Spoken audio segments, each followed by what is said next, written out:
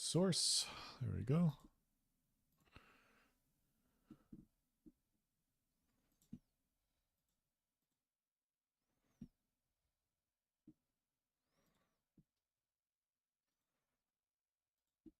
Welcome in, everybody. Welcome in. I am just getting a thumbnail set up on YouTube, and we will get started shortly after. Hey.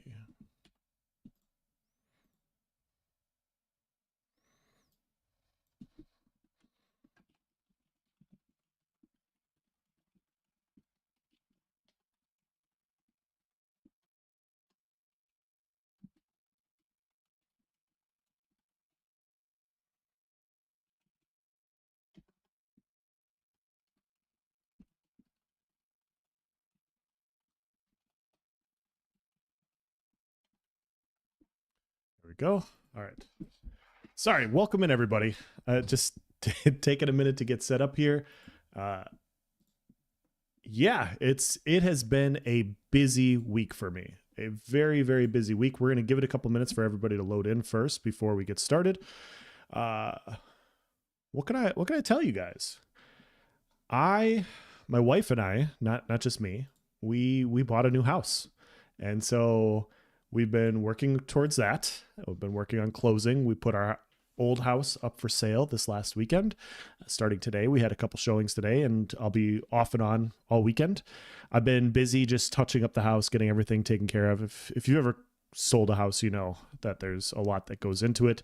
Cleaning, scrubbing, trying to figure out how you want everything laid out, fixing, doing the projects you've been delaying for a very long time because you just don't want to do them, and then encountering problems with those things. That's basically been my week. But yeah, we are done. We got done last night, and I don't have any showings until tomorrow morning, and so I get to hang out with you guys, and we're gonna look at the AMA React that happened earlier today. For those of you guys that don't know, Nice Gaming, Vladis, Jamie Chaos, and Loreforged all had an AMA with Steven Sharif from Intrepid, and they went through 20 questions about the game.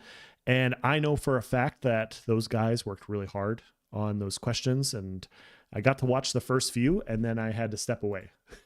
I had to step away and go do other things, and so I want to watch it, and that's what we're gonna do. We're gonna watch. We're gonna kind of react, get some opinions on it, and maybe chat together. But yeah, that's the plan for today. I hope everybody's doing well.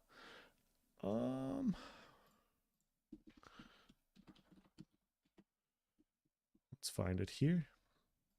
It looks like lots of people are already reacting, so you know what happened. I haven't seen it, so I want to see it.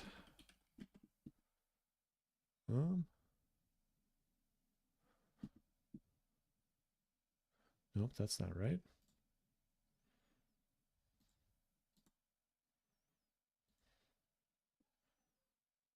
Change it through PvP. All right, we got how long was this? I'll have it pulled up here in a minute, guys. Okay. I think our settings are fine. We'll move this side as well.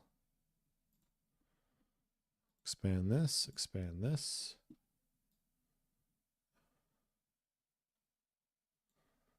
Oh, that is a zoomed in picture. Okay, 1 second here. 1 second here.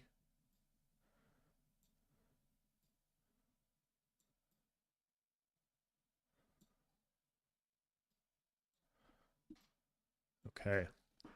So let us get to the beginning here. So right here, make sure there we go.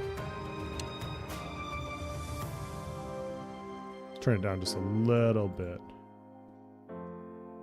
Hopefully that's loud enough for everybody.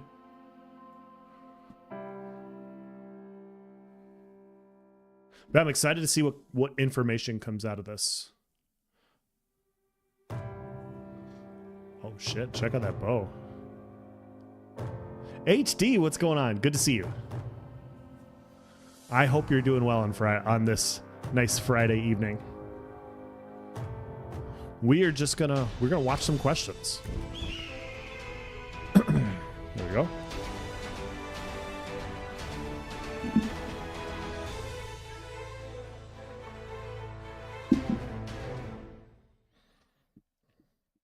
About an hour.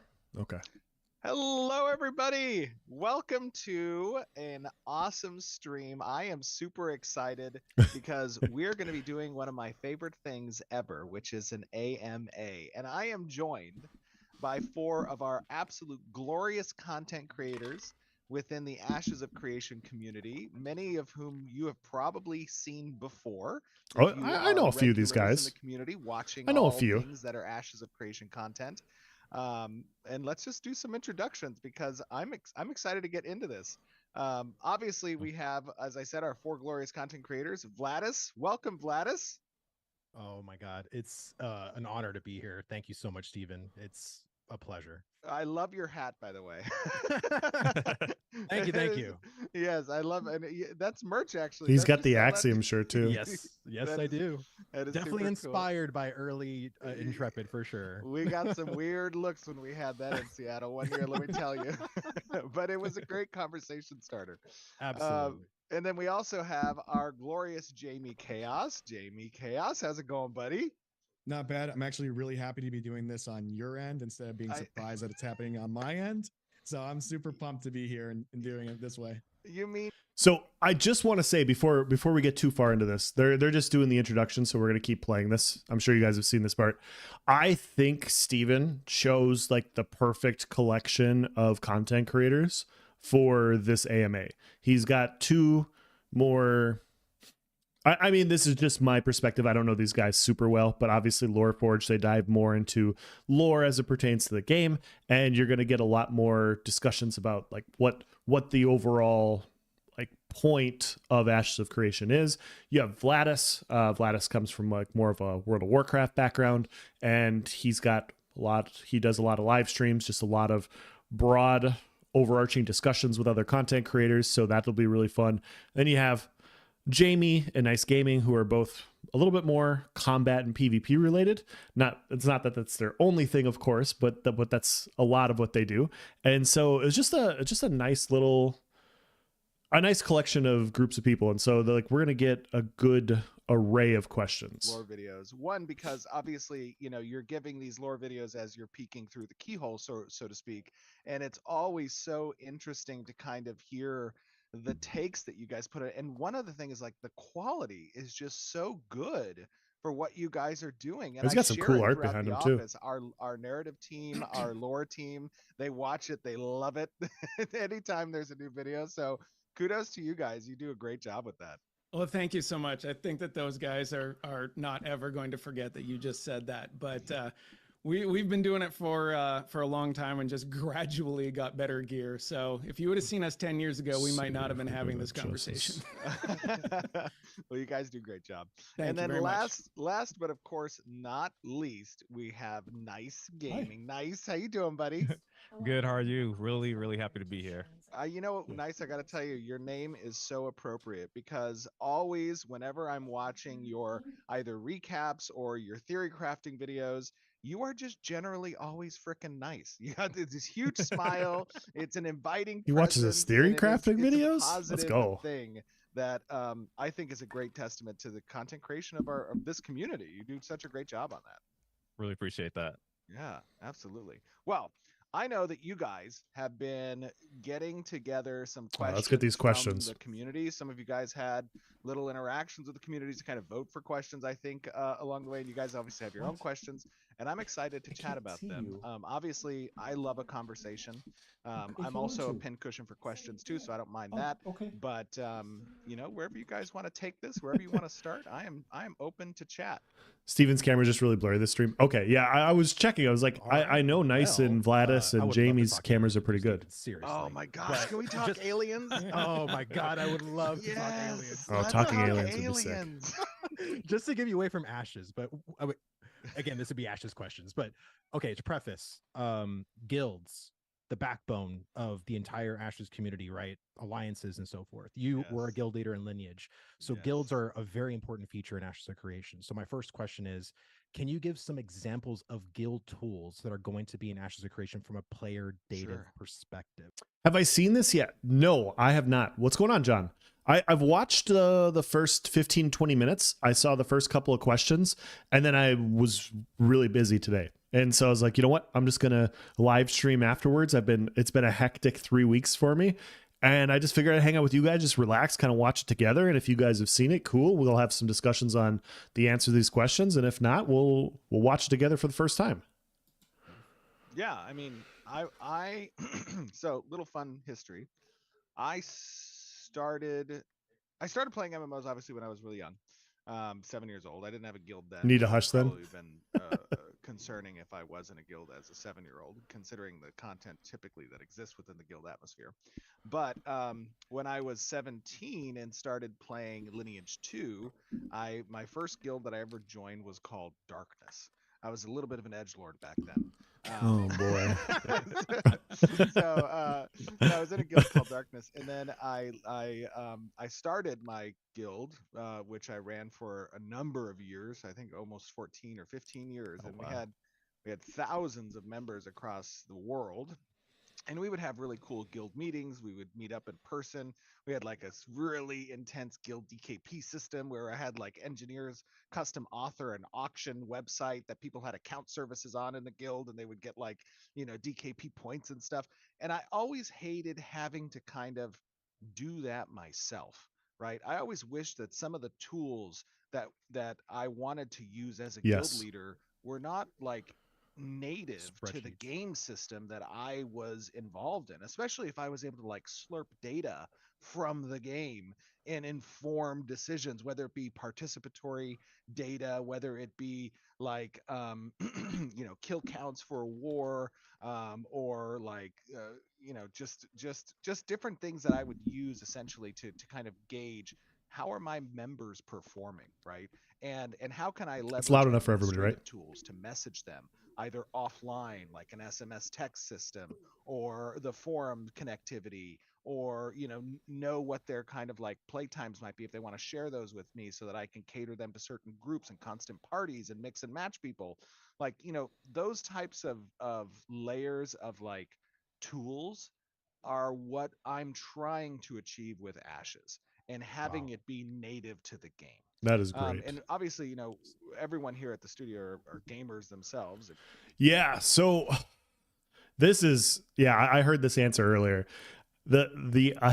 So the idea of being able to use SMS text for guild stuff has hilarious possibilities.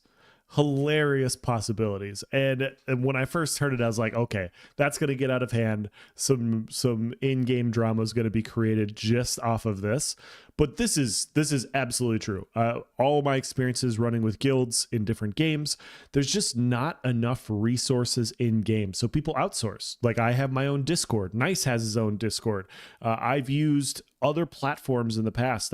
When I was on Xbox, what was the platform we used? I can't remember. But we had another chat group that we would also use, because the in-game chat stuff was just not enough for groups to be able to communicate with each other. Like, we had our message board on ESO, where the guild leader could post stuff, but it would just be posted during that day, and if you missed it, like you couldn't post more than one thing during the day. It was just like whenever they hopped on, and so you couldn't get like the type of information you wanted to get out, and so people would use other platforms in order to get that information. And I know already there's guilds for Ashes of Creation using Discord. There's going to be Discord wide servers, I'm sure. So a specific Ashes of Creation server will also have its own Discord for people to settle disputes and everything. All these things will happen. It's really cool that they're going to look to add more integration within the game, because I think that's how a lot of guilds end up losing each other, right? And what I mean by that is I think that's how like a lot of guild retention is lost. Like, you don't feel connected to the guild if you're not in the Discord, or if you're not communicating with them regularly. Like, if you're just in the guild and you're not able to communicate with them on a more personal basis, you just feel kind of out of the loop. And then you go and find somebody else, or you don't and you go play something else. So this is a very, very cool idea. I'm really looking forward to it. Playing MMOs, many of which I've either have led guilds or been officers in guilds. And so, that resonates with them as well. And I know on our UI side, Grat, who's our lead UI engineer, and Colby, who's our lead UI UX designer, they are both very in tune with delivering on that promise, which is to give native tools, at least at a bare minimum, above and beyond what other MMOs we've experienced give, as an out-of-the-box solution for guild leaders. Can you give like a couple of examples? Yeah, absolutely. So one of those is going to be able to kind of message guild members offline, either through integrating SMS text as an option if people want to subscribe to that feature, being connected to forums so that people have an opportunity to kind of message board within the guild windows of the game, and then they can see the kind of message of the day. They can see the forums through that window.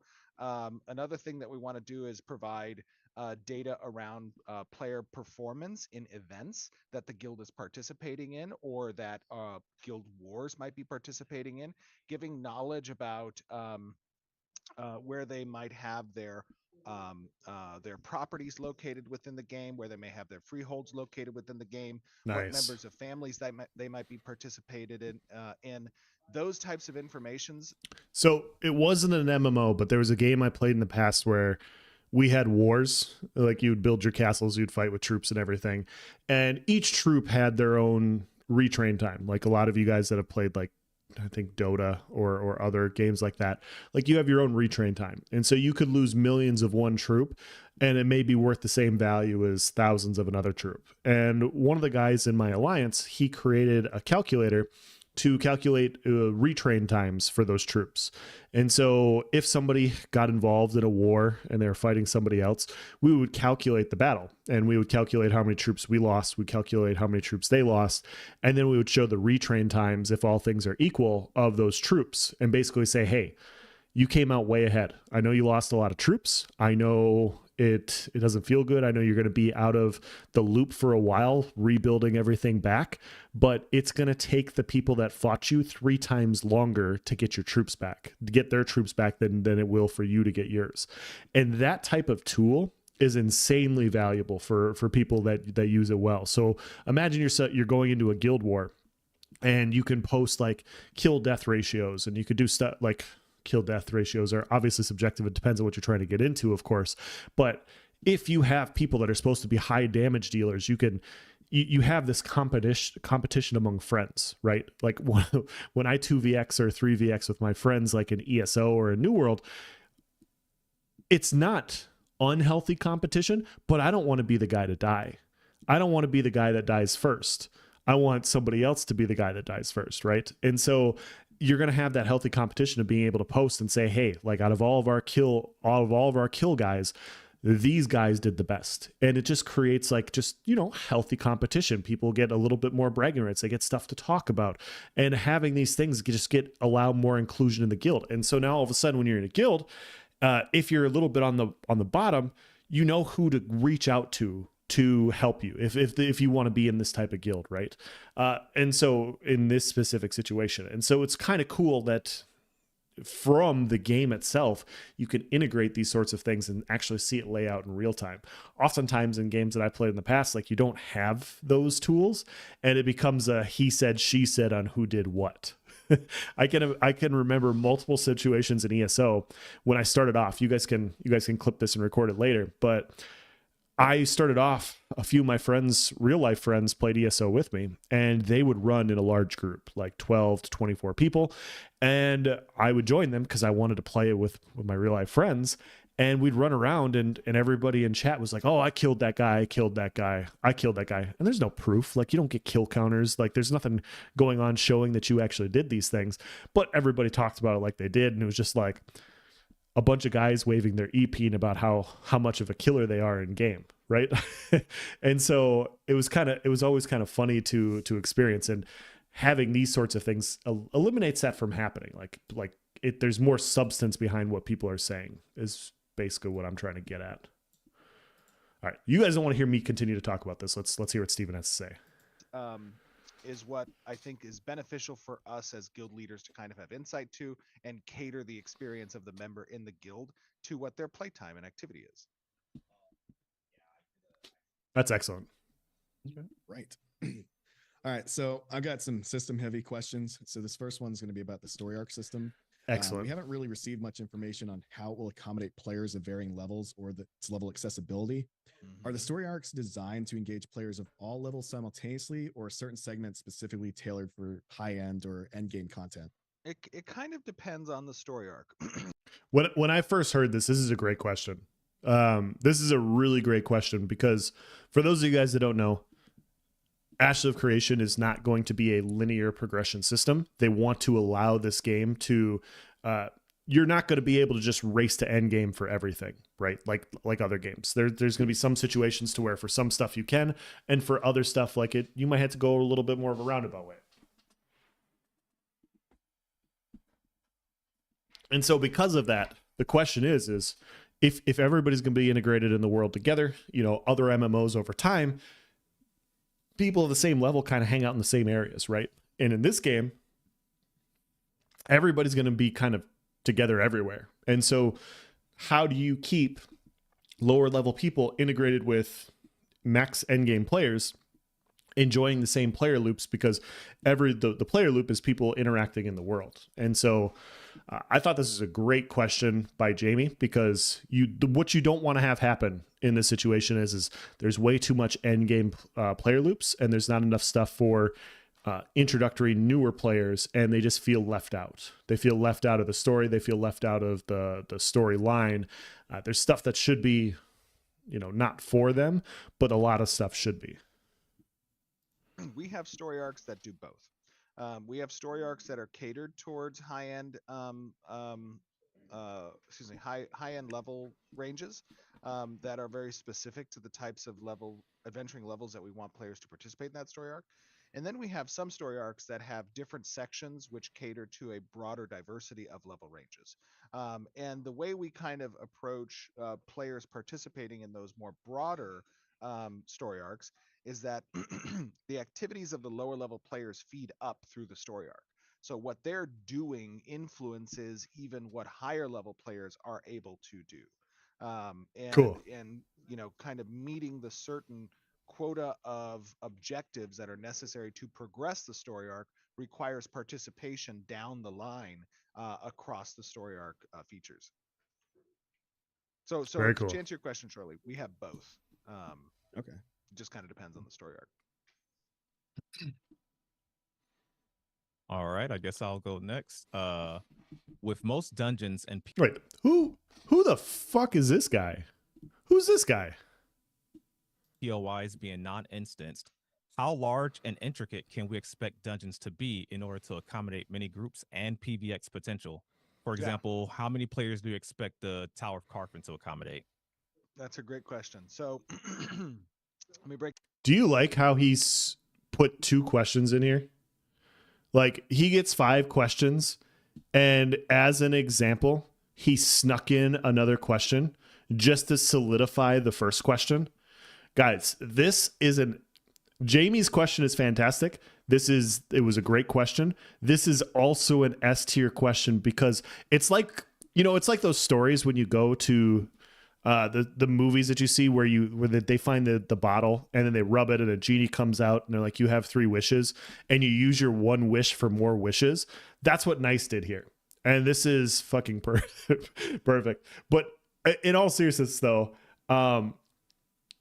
huge shout out to the community. Viral, who's in chat, obviously helped with this question. A lot of guys in our Discord helped with this question. I think this question was really well done. You guys spent a lot of time doing these, and yeah, this is I really this is really well done. Break that up into 2 sections.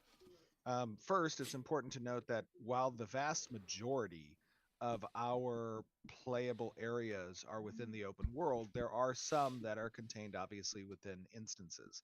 Those instances being either individual instances, party instances, or even in some certain cases, raid instances. With that being said, however, part of the dynamic that a PvX game wants to emphasize when it comes to open world dungeons and playable spaces is the natural friction that occurs when scarcity is a real thing. And scarcity means that not Yes, all absolutely. hunting areas are going to be the same quality. They're going to be specific loot tables that are relevant to certain hunting areas. There's going to be certain spot Is that better? rates that is relative to experience values for those areas. And there's going to be different compositions of mobs that are relevant to the areas as well. And so because there are these kind of tiers of quality of hunting grounds, that creates a rarity value essentially to those locations, of which then there is a level of scarcity because there's limited space. So we are going to be creating spaces that are very large, to answer the first part of your questions, that will host many groups, right? And we're also going to have spaces that are relatively small and might only be able to cater to 1 or 2 groups. Slightly. Okay, 1 second. 1 second, guys. We will just do this real quick. Let me see if I can make an adjustment here. Viral just wants to hear his question that asked, and I get it. Okay, this is going to blast eardrums. I apologize. Let me turn this down because I know it's going to happen. 1 second. There we go. Second part of your question, as it relates to Carfin. Carfin is broken up as a hunting area into 2 primary sections.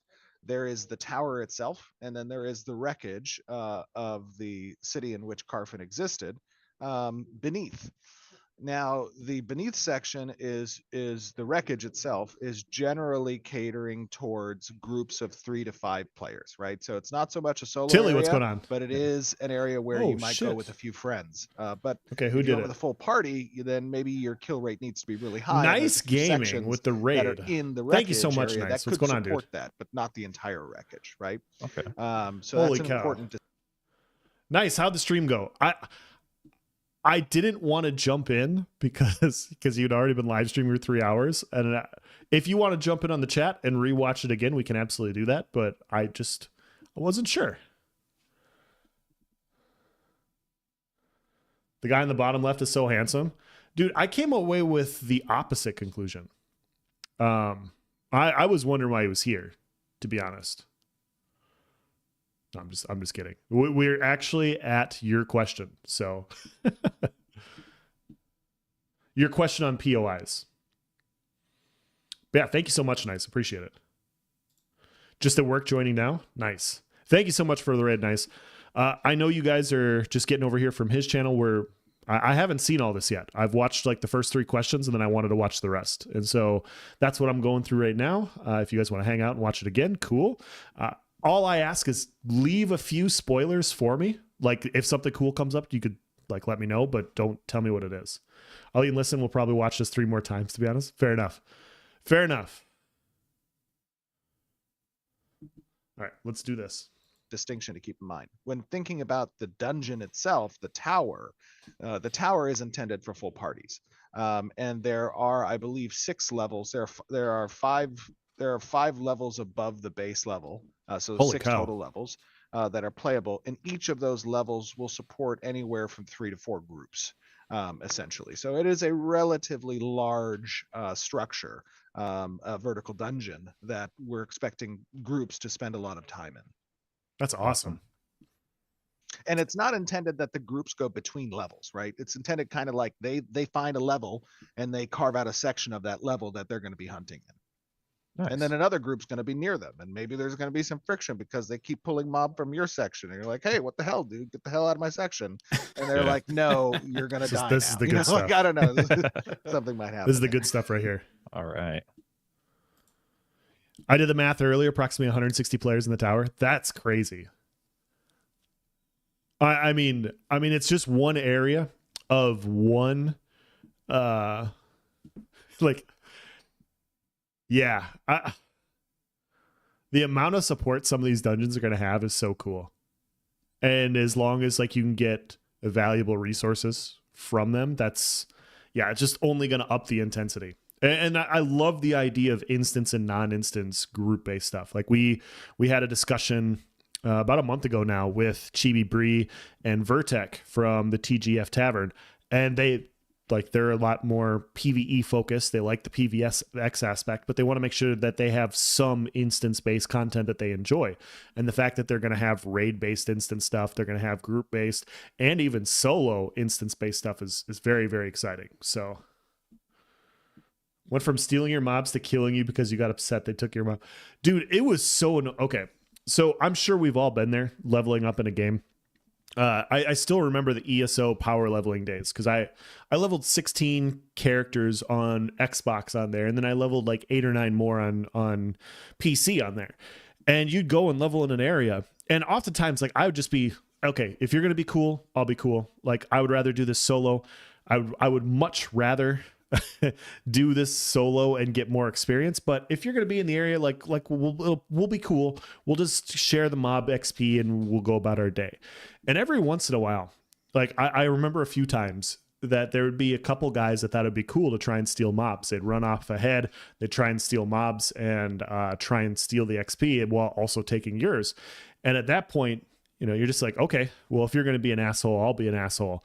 The only thing is I'm better at it. And so like you would just run around in front of them and steal everything that they took.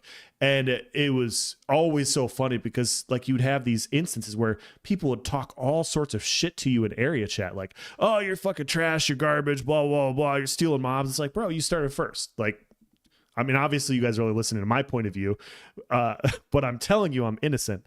Regardless, the fact that this game, those instances can be resolved with just killing somebody right then and there. Like if they're going to try and steal your mobs and then you just steal them back and then they talk shit and you can just end them.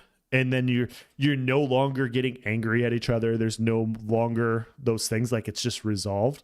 It's kind of nice. It's kind of nice. ESO with the zombies, I always get super upset when people took out. Yeah. Yeah, I would just run with people. Like as long as you kept up a good pace, it's just like, okay, well, this is what we're doing together. Like it's not ideal, but I'd rather get along with people than not get along with people, right? But if somebody was going to jump out and like be that guy, it's like, okay, I'll just be that guy, but worse. Very cool. Well, it looks like I'm going to go now. I am from Loreforged, so you know that I'm going to try to cram in a few lore-based questions. Oh, here we go. Here we go. All right. So by the time the portals reopen, the Tulnar have been down there for an awfully long time. So Are they thriving or are they just surviving? How much civilization are the Tulnar building underground? That is a great question. So one thing I want to talk a little bit about with regards to the Tulnar culture is that they are not a super centralized nation. They're not a super centralized like civilization, right? They are relatively tribe-like, city-state-like, even at some of the higher points when it comes to their factions, right? And having spent a significant amount of time in an indiscriminate amount of time at this stage, you may learn more about that as you get into Vera, but having spent an amount of time in the Underrealms, those factions. Who would have thought Loreforge had lore questions? Yeah. I saw some of the discussions and they're like, oh, it's everybody in their opinion, right? Like the best questions for each individual person is their own question, and anything else that's not their own question is bad. But I'm not a huge lore guy, but if you're going to invite Loreforged on, they better freaking ask lore questions. And so I'm looking forward to hearing, the lore questions for that reason. Like I think what Steven did here, I said this earlier, Nice, but Steven pulling in these specific content creators, pulling in like the eclectic group of what your different favorite things are, I thought was a really good mix. And there's a lot of people out there that are very interested in Ashes of Creation lore. They want a game that actually matters. And this stuff does matter for immersion in the game. And so I'm glad that they, didn't cave into peer pressure by the community and didn't ask lore questions. That'd be silly. Sometimes can be at odds with each other, right? And not all Tulnar are going to be friendly to the other divine races or even to each other because of that. So there's still some rivalry between those groups. Now, when we talk about what is the apex of like civilization that some of those tribes have accomplished, some of them have accomplished some pretty significant construction and development in the underrealm. So much so where you have a metropolis-sized location in the underrealm for the Tolnar. So that's not something that's going to be present obviously at the start of Alpha 2, but it is an intended location where you can see really the Tolnar civilization and their culture. Very cool. Thank you. Yeah. All right, I guess I'm up next. That's a really cool question. Yeah, I like that they asked that they dove into the lore. Tolnar is one of the races I'm considering, of course, because they just look freaking sick. I'd rather hear about PvP raids, dungeons, and animal husbandry. Sure, absolutely. I'd rather hear about PvP too, but I want to know about the lore. Like, I feel a lot of MMOs get the entire storyline wrong. Like, think about... I'm trying to figure out the best way to say this. If players can attach themselves to a story, like reading a good book, right? You find yourself immersed in the book. You find yourself immersed in the story, almost like you're there. If lore and if the story of the game is really good, the same thing can happen in a game. And it's really important. And I think a lot of MMOs miss this. It's not, I'll be honest, it's not my favorite thing because... And I'm not saying it can't be. It's just in the MMORPG space, oftentimes MMORPGs get this part wrong. And it's so wrong that I'm just not interested in it. I'm not interested in a terrible story. But if you have a good story, if you have good lore, it can really pull people in. Like a really good game with a really good background and a background story can really pull people into that entire space. It's important to a lot of players. Absolutely. No, and if this is done well, it's very important. Like getting this done well, in my opinion, is very important. And I would be the first one to say, like, yeah, dude, the Ashes story is fucking sick. like that'd be it's a big deal. So, can you explain the philosophy on why there is a singular option for tank main players or healer main players at the archetype selection screen? And how much customization will there be in the base kit and augment system to truly make these different play styles? Well, let me make sure I understand the first part of the question. So you're saying, why is there a single option for healer and tank? Yes. I see. And can we get the tank name changed? He did it, guys. He did the thing. I think this is the last question I watched. No, I think that's great. This is something that Vladis and I talked about on his 1v1 podcast as well, is how you can have augments make classes stand out on their own. And obviously Steven's going to go more in depth on this, but this is a big deal. Like if you have 64 classes, you want to make sure that your 64 classes kind of stand alone. And so his point is like, as you level up, why can you only play one specific thing? Why can't you branch out until level 25-ish? And then obviously, why can't the tank be called something else? So, which is a running thing among all players that want to play tanks. They don't want to be called a tank. They want to be called something else. Yeah, he definitely shot a shot there. Just threw it in there at the end. Once again, asking a question and then sneaking another question in there. That's just expert questioning by Vladis to get, another one out there. Please.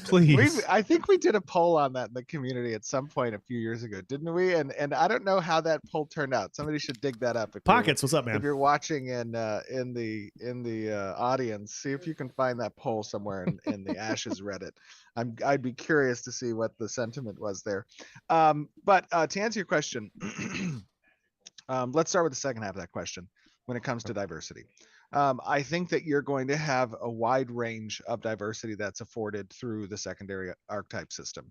That is intended to really flirt with the line of what a main role tank or main role healer is, and provide some more hybridized gameplay for those particular roles. That comes in a number of different forms. We've talked a little bit about, obviously in the past, how augments are intended to work with primary active abilities, and it is because the tank role and the cleric role are only afforded two of the archetypes that some of the most interesting, in my opinion, options of hybridization are going to come from those secondary choices with the tank and the healer.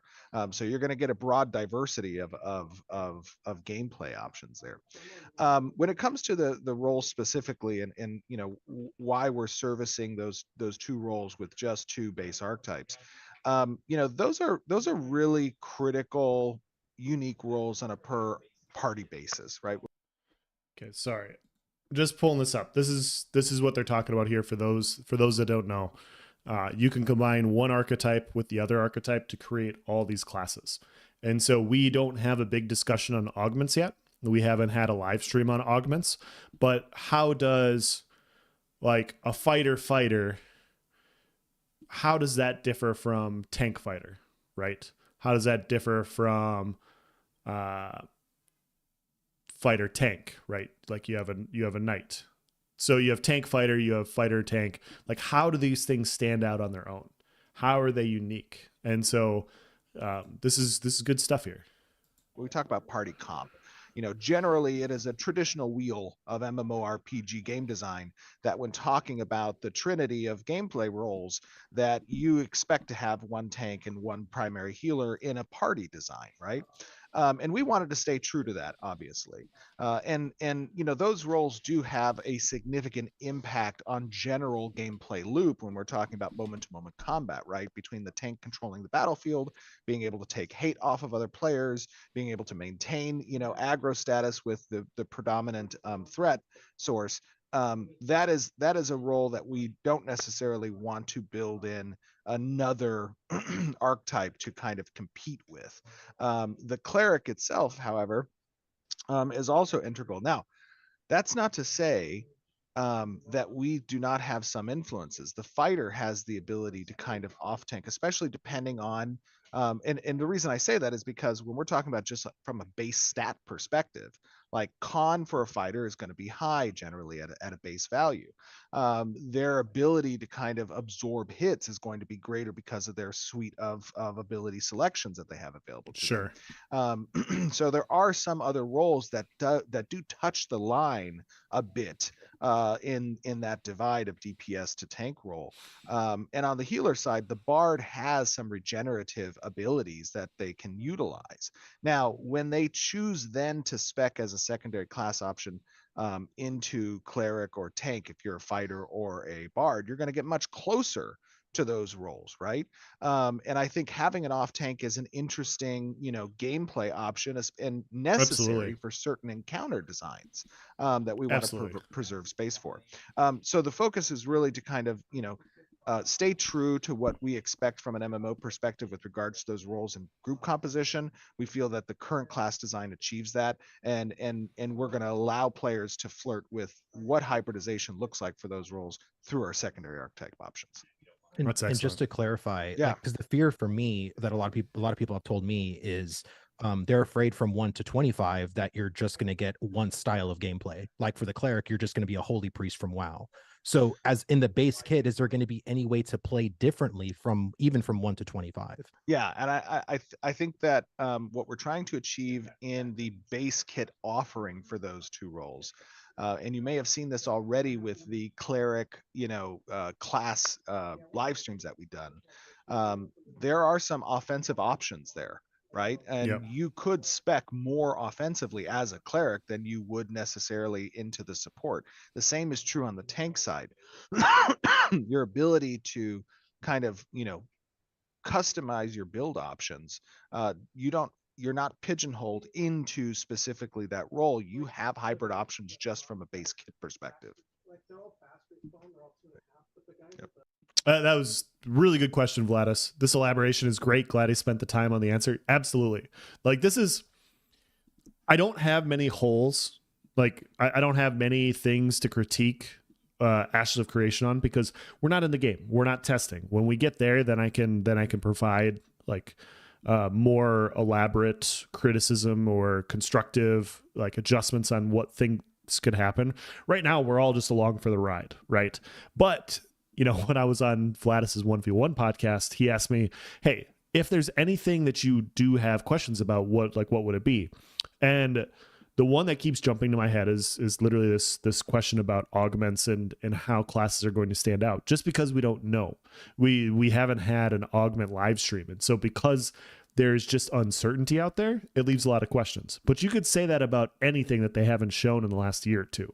You could say that about naval combat, or sorry, naval content. You could say that about any other zone outside of the Riverlands. Like there's basically, if there's uncertainty, there's a question. And so this is one of those big uncertainties for me. Like, yeah, I want an in-depth 64 class system personally, because then my replayability for the game is so much higher, because you just have so many different play styles to choose from. And so having the choices between weapons, between augments, between different archetypes, it just expands and allows you to play in different ways and provide different buffs to your group. And like that makes it a lot more enjoyable. For me, at least. Piggybacking on the tank name thing, if we go Guardian, you can go Guardian, Juggernaut. And who doesn't want to be a Juggernaut? That's excellent. I can't remember what we were saying, but when Combat was working on the fighter, how often I heard in the playtesting somebody say, "I'm the Juggernaut, bitch." It's like, oh my god, straight out of That's the X-Men. exact thought I had. All right. So from our understanding, the land management system in Ashes leads to environmental consequences due to overharvesting. With the elimination of the enemy of the state feature, what mechanisms are available for node citizens to manage or counteract situations where a group of non-combatants intentionally depletes resources from an enemy node, given the significant downsides associated with becoming corrupt? Yeah. Wow. That is a good question. Because, yeah, I mean, everybody's going to find a way to job the system, right? They're going to find a way to get around the system. Okay, yeah, we have the corruption system. How can we be fucking assholes and avoid corruption? How can we be assholes and have people attack us and then get corrupted themselves, and then we can deal with them more handily? And so this is one of those things. Like when you're working from a node and you're going to have other people in your area, whether farming for their own node, unintentionally or intentionally, this is important. I'm trying not to spoil. Thank you. I appreciate it. I'll just push play and I'll stop. I mean, there are options, right? You have, if those individuals are part of a guild, you have guild war as an option, right? Yep. If they are part of another node as a citizen, you have node war, which is an option. The Yes. idea is, how do we allow moments of player friction to circulate through the game's systems? And what you're describing is a moment of player friction where the resources local to your node or your guild, location are being capitalized upon by people you don't know or don't want, and they're doing it in an aggressive manner to harm your ability to then interact with that environment after they leave. Yep. That is a reputation score. They are establishing a reputation score with you as another non-faction based player. And the way that reputation score circulates through our game system, such as leveraging the potential for your guild now to be at hostility with them, right, is something we want to allow players to leverage. So there are answers in the guild war system, in the node war system, to respond to aggressive actions like land management abuse. However, let's say the people doing the work are, alts. I'm going to take notes right now. They are not in a guild and they choose to be citizenless, right? The other thing that we want to keep in mind is that there are ways to improve land management scores. There are policies that you can take which improve that and counteract that. So, it is not just a zero-sum proposition between somebody's griefing me and not.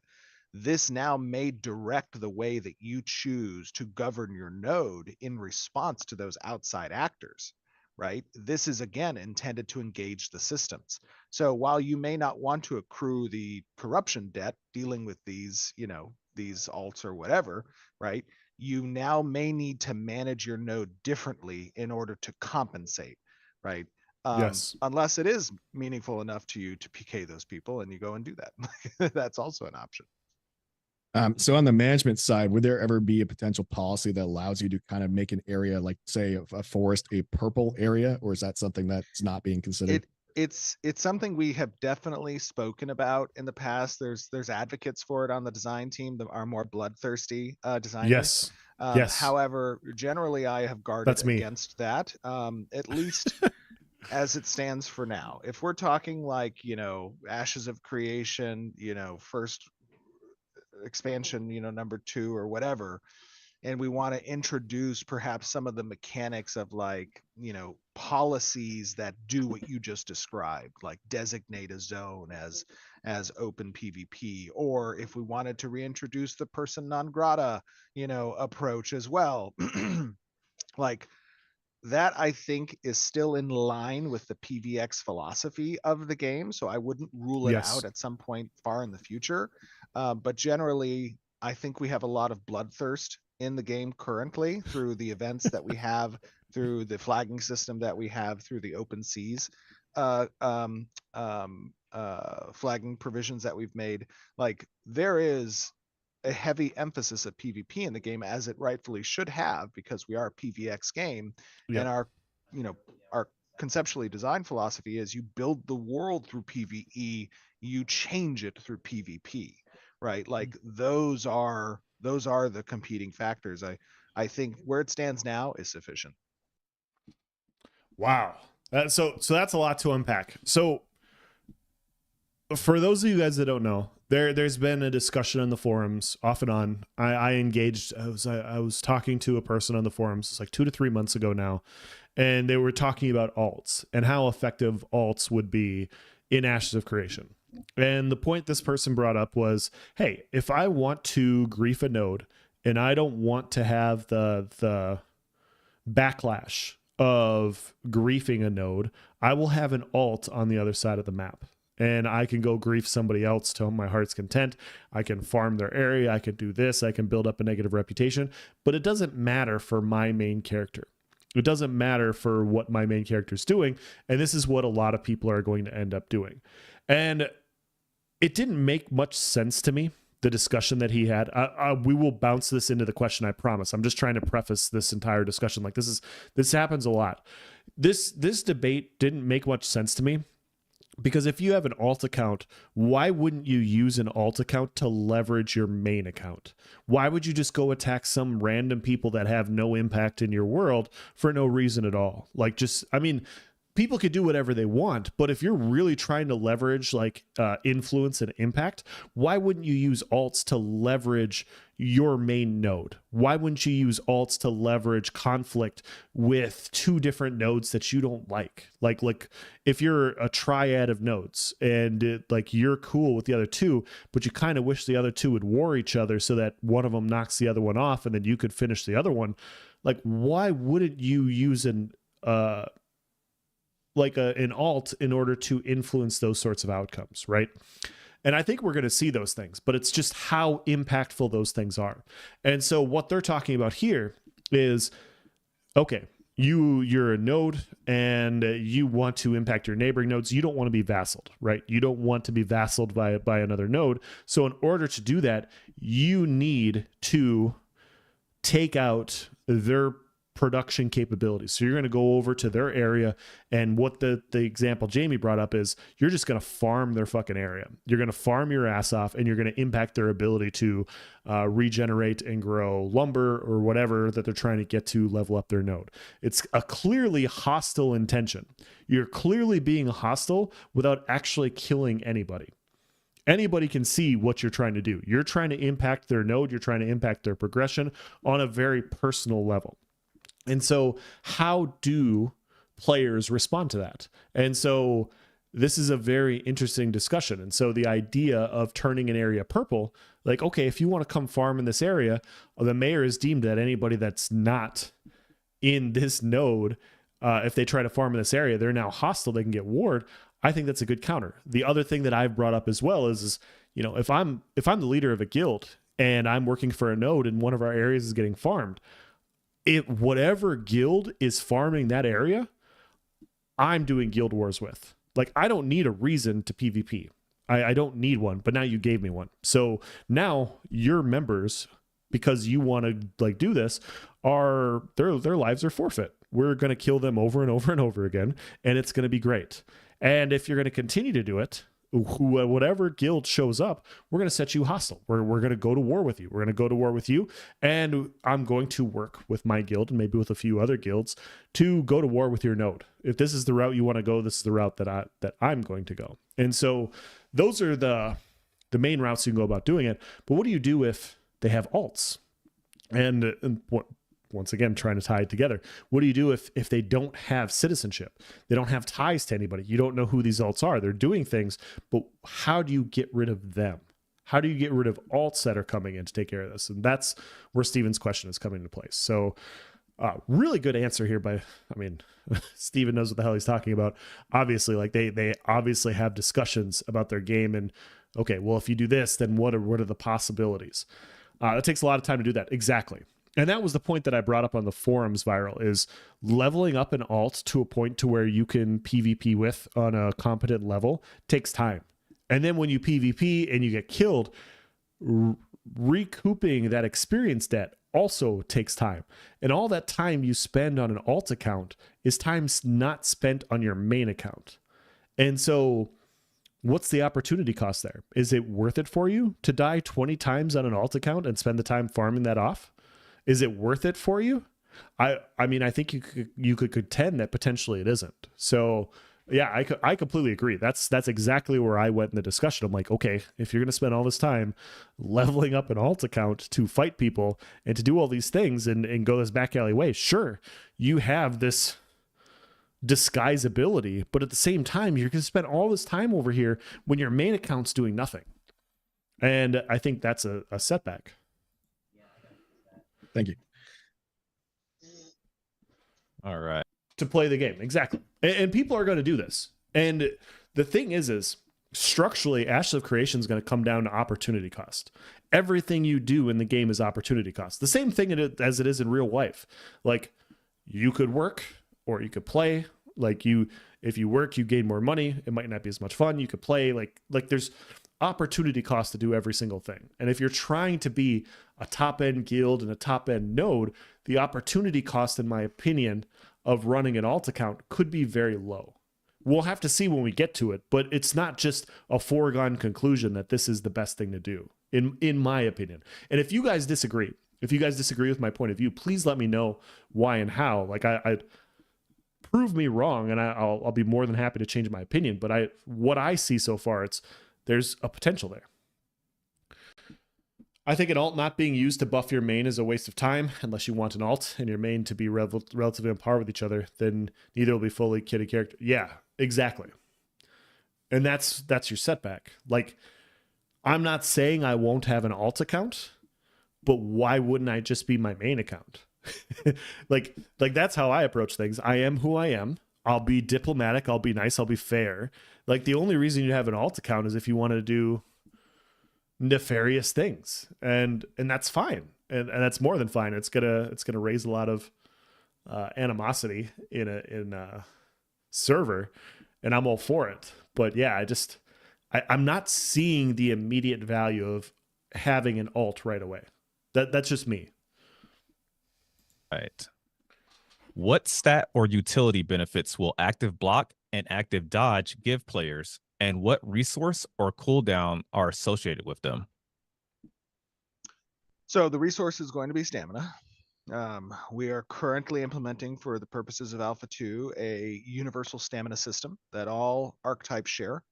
When it comes to active block, sprint, and dodge, those will be a part of a universal skill progression tree that players can choose to invest. Okay, I'm sorry. I was really trying to wait I really was. This is the stuff that I haven't gotten into yet. We're getting a fucking stamina bar, man. This is what we're getting. Let's go. Dude, I really, really like this. I think it makes a lot more sense. I understand the point for a universal pool of mana.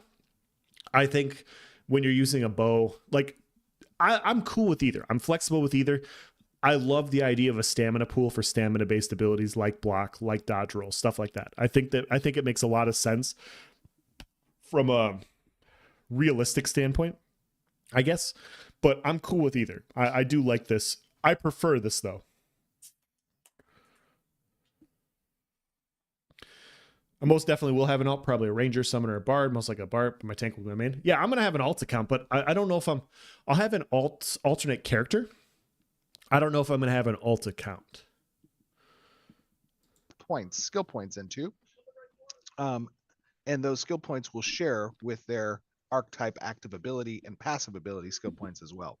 So Excellent. If they're going to divest themselves of further progress within their archetype in lieu of investing in the universal skill tree, they will have access to benefits that those universal skill tree progressions provide.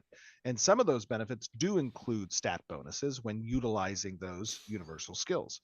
Some of them include different types of effects that can only be granted the player through the universal skill tree as well, such as the ability to potentially parry an attack, or something along those lines. We'll be talking about the universal skill tree somewhere probably mid-summerish timeframe or late summerish timeframe, because it's still actively being developed. We're getting there. But the idea is to have that be an additional knob of customization that influences the way your character plays. Let's fucking And go, man. just as a small follow-up, see, small follow-up. Do you see that? Small follow-up. Another question. Oh, you got the pairing question? Yeah. Yeah. Just to clarify, he's saying stamina or place mana, or you'll have both. I'm under the assumption that he means both. You'll have stamina and mana for different abilities. So he's saying Alpha 2 in September. Yeah. That makes sense. So late summer would be late July, August. And then September is obviously like early fall. Like, what is it? September 21st is the start of fall. Yeah, so late August, September is Alpha 2. We're getting a showcase in late summer, Alpha 2. I think they're going to continue showcases alongside Alpha 2. I would think that they would. Okay, with both, prefer both when it comes to fighter tank. Yeah, like I like the idea of both, but I'm cool with either. I'm flexible with either. do you plan on any archetypes specializing in those core combat skills better than others? Like, will the tank have things in their tree to be even better at it? Because it's a universal progression tree, the intent is to provide interactions with all the archetypes. So it's not going to be, specifically more beneficial for one archetype over the other. The intent is that each of the archetypes will have some synergy, interaction, benefit to their general kit identity through the universal skill tree. And that's a viable option for you. Good point. Context sounds like before Alpha 2. I agree, Viral. I completely agree. This does sound like it's going to be Alpha 2 late. Like late August, September. So I'm not disagreeing with you. That was just like a devil's advocate point. Like potentially we could have Alpha 2 earlier and then they just have this in parallel. So no, I do agree with you though. I do agree. I just want to be clear. I don't disagree. They'll most likely still do showcases during Alpha 2. I wonder if it'll slow down to every other month though. Yeah, it'll be interesting to see how they go about doing it. They have a big development team now, so I could see them having hands-on people for Alpha 2 and adjustments for Alpha 2 while still having their design team. But I don't know. I'm not a developer. I'm not claiming to be a developer. I'm not claiming to know a goddamn thing. I'm just talking out of my ass on Twitch. So Lovely. Thank you. good question. Nice. Good Okay. question. So during the Alpha 2 fighter archetype preview, We at Loreforged loved the chanting of the Mukma Yes. Goblin Shaman as they were channeling their spells. So the question that came up for us was, can we infer from this that there is a possibility of discoverable dialects in Ashes of Creation? So I just want to say, Nice and I did the goblin voice better than the goblins. Okay, that's all I'm saying. Like we role played that area better. So Intrepid, if you're listening, like you got 2 voice actors here that can just take this to the next level. That's all I'm trying to say. No. first, see what I Steven just want to says. say that audio team did a great job, obviously, with those incantations that the goblins were citing. And one of the things that still sticks with me, and probably with many of you there in their community, and Demise, what's going on? you guys here, is the games we've played, the MMOs we've played, we can probably recall the like most often said thing by an NPC or when we cast. Absolutely. And even like I'll be playing Absolutely. D&D, like tabletop D&D, and I'm gonna roll my dice and I'll incant the spell chanting from the prophet in Lineage 2. I'll be like, empowering desire, champagne, you know, I'll throw the dice out. So, you know, I think that it's obviously very important that we have not just the audio component of that incantation, but memorable ones that we will hear often and associate Yes. when we hear, you know, either the good times we've had in that game or the bad times or whatever, right? So to answer your question, are there dialects? Right now, I will be honest with you, the incantations are relatively ad-libbed, right? They're not being sourced currently from a, you know, comprehensive dialect library of like the languages that each of the cultures have. Long term, I would love to continue to flesh out the identity of our cultures through going down that path, but it's just not something we prioritize currently as a result of, you know, needing to develop the game.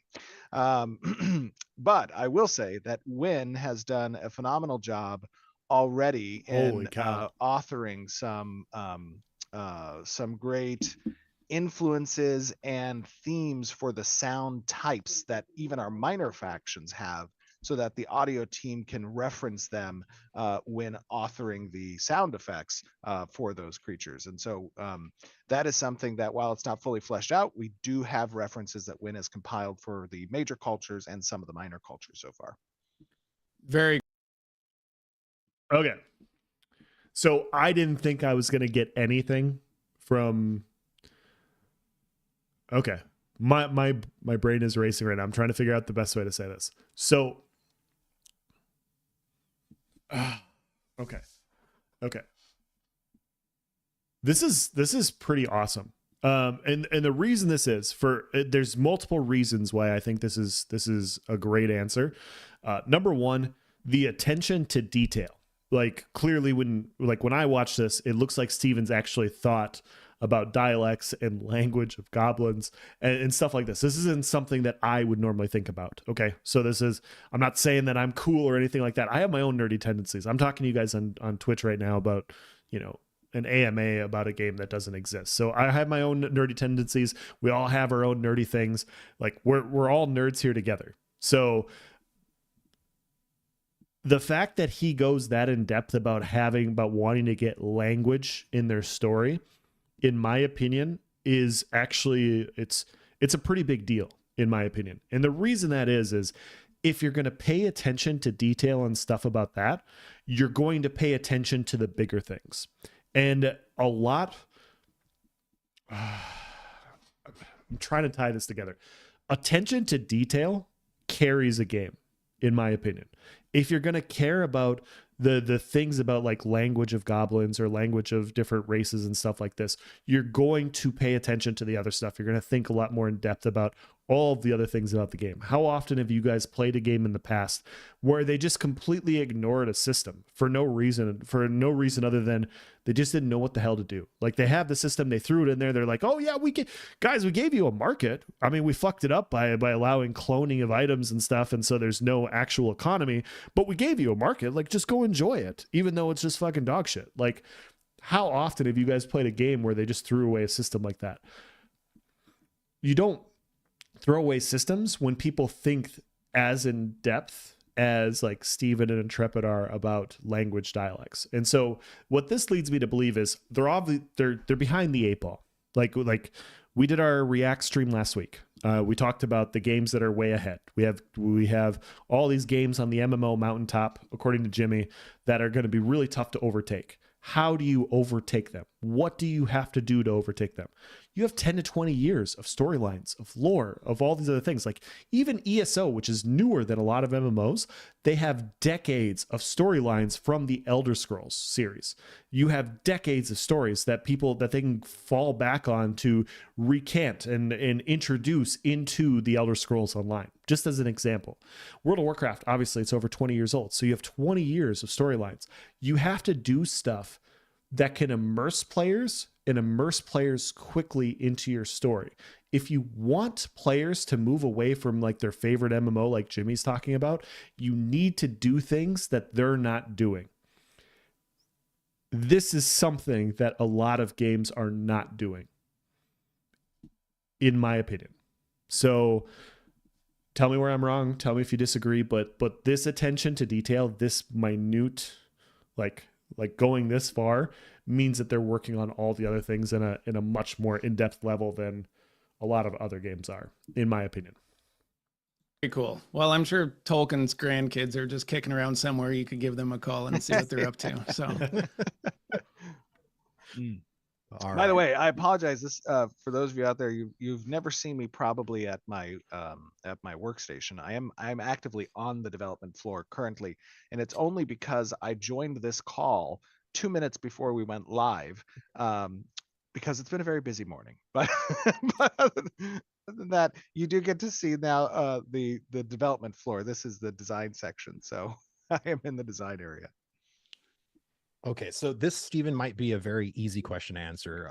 I hope it's a yes. Oh, no. Will there be any kind of a trial quest to test out all of the secondary archetypes before making a final decision when selecting your secondary archetype at level 25? A lot of players are fearing that you get to level 25 and you just have to choose one and you're not going to be able to try like the other 7 to see what would vibe with you. Got it. Well, first, I will say that we do intend to allow players to switch between secondary archetypes. We've talked about that in the past. So even if you do make a choice there, that is something that you can change. It won't be permanent. Your primary archetype, you cannot change. Your secondary archetype, you can.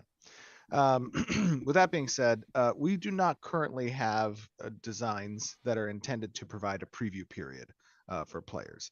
You know, and maybe that's just more of an old school kind of thing. Yes. I'm not necessarily opposed to the idea of that, right? Giving players, preview, but it's not planned for at the moment. You just kind of, you make your selection, you go and you do the quest, and that's your secondary archetype. And then there's a quest that you can take in order to change it around. So that's the current design intent. Is the intent for changing it going to still be a long process? Yeah, the intent is that there is some level of investment when you want to choose to change that class identity. Yes. Okay, sounds good. Interesting. So that's super interesting. I don't know where I stand on this one, and that is I see Vladis's point, or at least the question that he agrees with here. I see that point of view of wanting to have a preview to make sure you choose the right class without having to spend hours choosing something else. I think this sounds like this will be something that YouTube will decide for you, right? Like, you're going to have content creators, you're going to have players out there that are going to play specific classes, and you can go out there and you can say, okay, I want to play fighter rogue. What fighter rogues out there exist on YouTube? And you can see kind of what the play style is, and you can kind of lean into, do I like this or do I not? And if you end up thinking you like it and then you play it and you don't like it, then you're going to have to go through the struggle of deciding something else. But it almost feels like YouTube fills that preview. But I understand both. I'm not trying to say otherwise. I like it. I just think they need a window with hints on what the class will turn you into. Yes. Yeah, if you have an idea, like a preview, like, hey, if you choose cleric as your augment, right? Cleric allows your abilities to provide, leeching capabilities, whatever. So your damage dealing abilities heal you for X% of like the damage that you do, something like that. Now, I'm not saying that every single ability does or anything like that, but at least then you have an idea. Okay, if I choose a cleric, I'm going to have more sustain, right? I'm going to have more abilities to survive because they're going to provide me support. If I choose a bard, I'm going to have the ability to have stamina and mana regeneration. And so I'm going to be able to stay in a fight longer. If I choose a rogue, I'm going to have a lot more critical damage as a secondary archetype. If I choose a rogue as my secondary archetype, I'm going to have a lot more critical damage and I'm going to hit harder when I crit. So knowing those things, like if they have a window, I agree with you, Viral. I think that's a good idea. I like that the choice you make matters. I completely agree, Earthlings. Good to see you, by the way. Welcome in. I completely agree. It should matter. I do also like the idea of not going in blind on your decision. So having some information somewhere, whether you use YouTube or it's just an informational thing that they have in the game. I think that's valuable. And if you're going to argue that like guilds having that more in-depth based forum, like Steven was saying earlier, it makes sense that this would also exist in game. So instead of going to a resource like YouTube, you go to the game. So that does make sense to me. And so if I like the in-depthness of the guild, I should also like this. They should do their best. Players don't need to leave the game. Yes. Yep. I'm kind of talking myself into this decision here. I haven't really thought about this one before. So no, this makes sense. This does make sense. I do like this idea. So at least if you have like an outline of what these augments will do, I think that's a big deal. All right. And just to be clear, I just want to comment on why that is. Some people may say, well, that feels cumbersome. No, right? Like it's not. Let me play how I want to play, which to a degree I agree with. However, there is something to be said about making a choice and that choice having consequences. Consequences not always bad, positive, but it lends to establishing an identity and a reputation, right? Many times in older games that I've played, older MMOs, I will see a person's name and I will know that they are one of the server's best tanks, right? And I don't have to guess what build they're on that day, right? It's most likely they're a tank. They are a tank. Like they can't change that, right? That provides a different sense of community when you're on a server than just everyone can be anything at any time, right? And so, I want to try to replicate that by having the choices be more meaningful and provide that identity. Sounds great. So Annie and I plan to have the Chaos and Lace Cartel, but we'll probably be like a smaller. No, hold on. Okay, so I agree, and I disagree with Steven here. I do agree that your choice should matter. Your choice on your archetype, your class, all that should matter. I totally have been in that situation with other games when you see certain players on certain classes, you're like, oh fuck. I'm in for a fight here, right? Like we're gonna box now, and I don't know what the outcome is because they're really, really good on this specific class. What I will say as a counter, and I'm not saying I agree, like I'm on the fence. I'm on the fence on this, but what I will say is you're gonna know what archetype and what class players are really quickly. The minute they activate a skill, you're going to say, okay, they're on this class, they're on this archetype, whatever. And so I get this perspective. I definitely get this perspective from Steven that like, hey, when you make this choice, like it goes into your reputation in the game. Like you're not going to be one of those meta humpers where you hop on like the best class at that point in time. I totally get the idea of the community in that. I really understand about that. And I like that aspect. I also like the aspect of playability. So, but yeah, if you want to choose a different class, you should have to go through time in order to choose a different class with your same archetype. So I can see it. That's what I miss about playing sandbox MMOs. Yeah, it's gonna be so good, man. It's gonna be so good. Smaller guild. So this one's focused around that. Nice. Smaller guilds can opt to enhance their passive skills as a strategic choice over increasing membership size. Yes. Could you elaborate on the passive skills available to smaller guilds and how they enable them to remain competitive against larger guilds in various gameplay scenarios? Jamie, good fucking job, man. Like, all I'm going to say, guys, the communities, every single community here, Jamie's community, Loreforge's community, Vladis, Nice's community, you guys hit it out of the park. This is such... We haven't even gotten to the answer yet. This is a great question because the info drop from Steven here is awesome. Okay. I'm gonna try and get through this as quickly as possible. But you need... So if you do not want Ashes of Creation to be a Zerg game, like where Zergs just dominate the server, everybody runs around 200, 300 people deep, which is something that Steven and Intrepid have said that they don't want. If you don't want that, you need to have tools for smaller guilds to be able to fight bigger guilds. I'm not saying you need to give them like these huge like advantages or anything like that. You need to give them tools to be able to fight a larger enemy. You need to give them tools to where just sending more people isn't always an option. Getting good is the option. So I think that this is important. And so if you are a smaller guild and you want to be a smaller guild and you want to be more of like a concentrated fighting force, how do you deal with a 200 person guild with 3 sister guilds that are all 200 person guilds as well? Like, how do you deal with 500 people just wanting to war with you when you're a smaller guild? Like, what bonuses can you have to kind of counteract that a little bit, counteract the disadvantage that you have? And these are important. Like you don't want it to be too strong. Like, clearly larger guilds should have the advantage. They should. They have more people. They're going to have more healing. They're going to have more damage. They're going to have more of everything.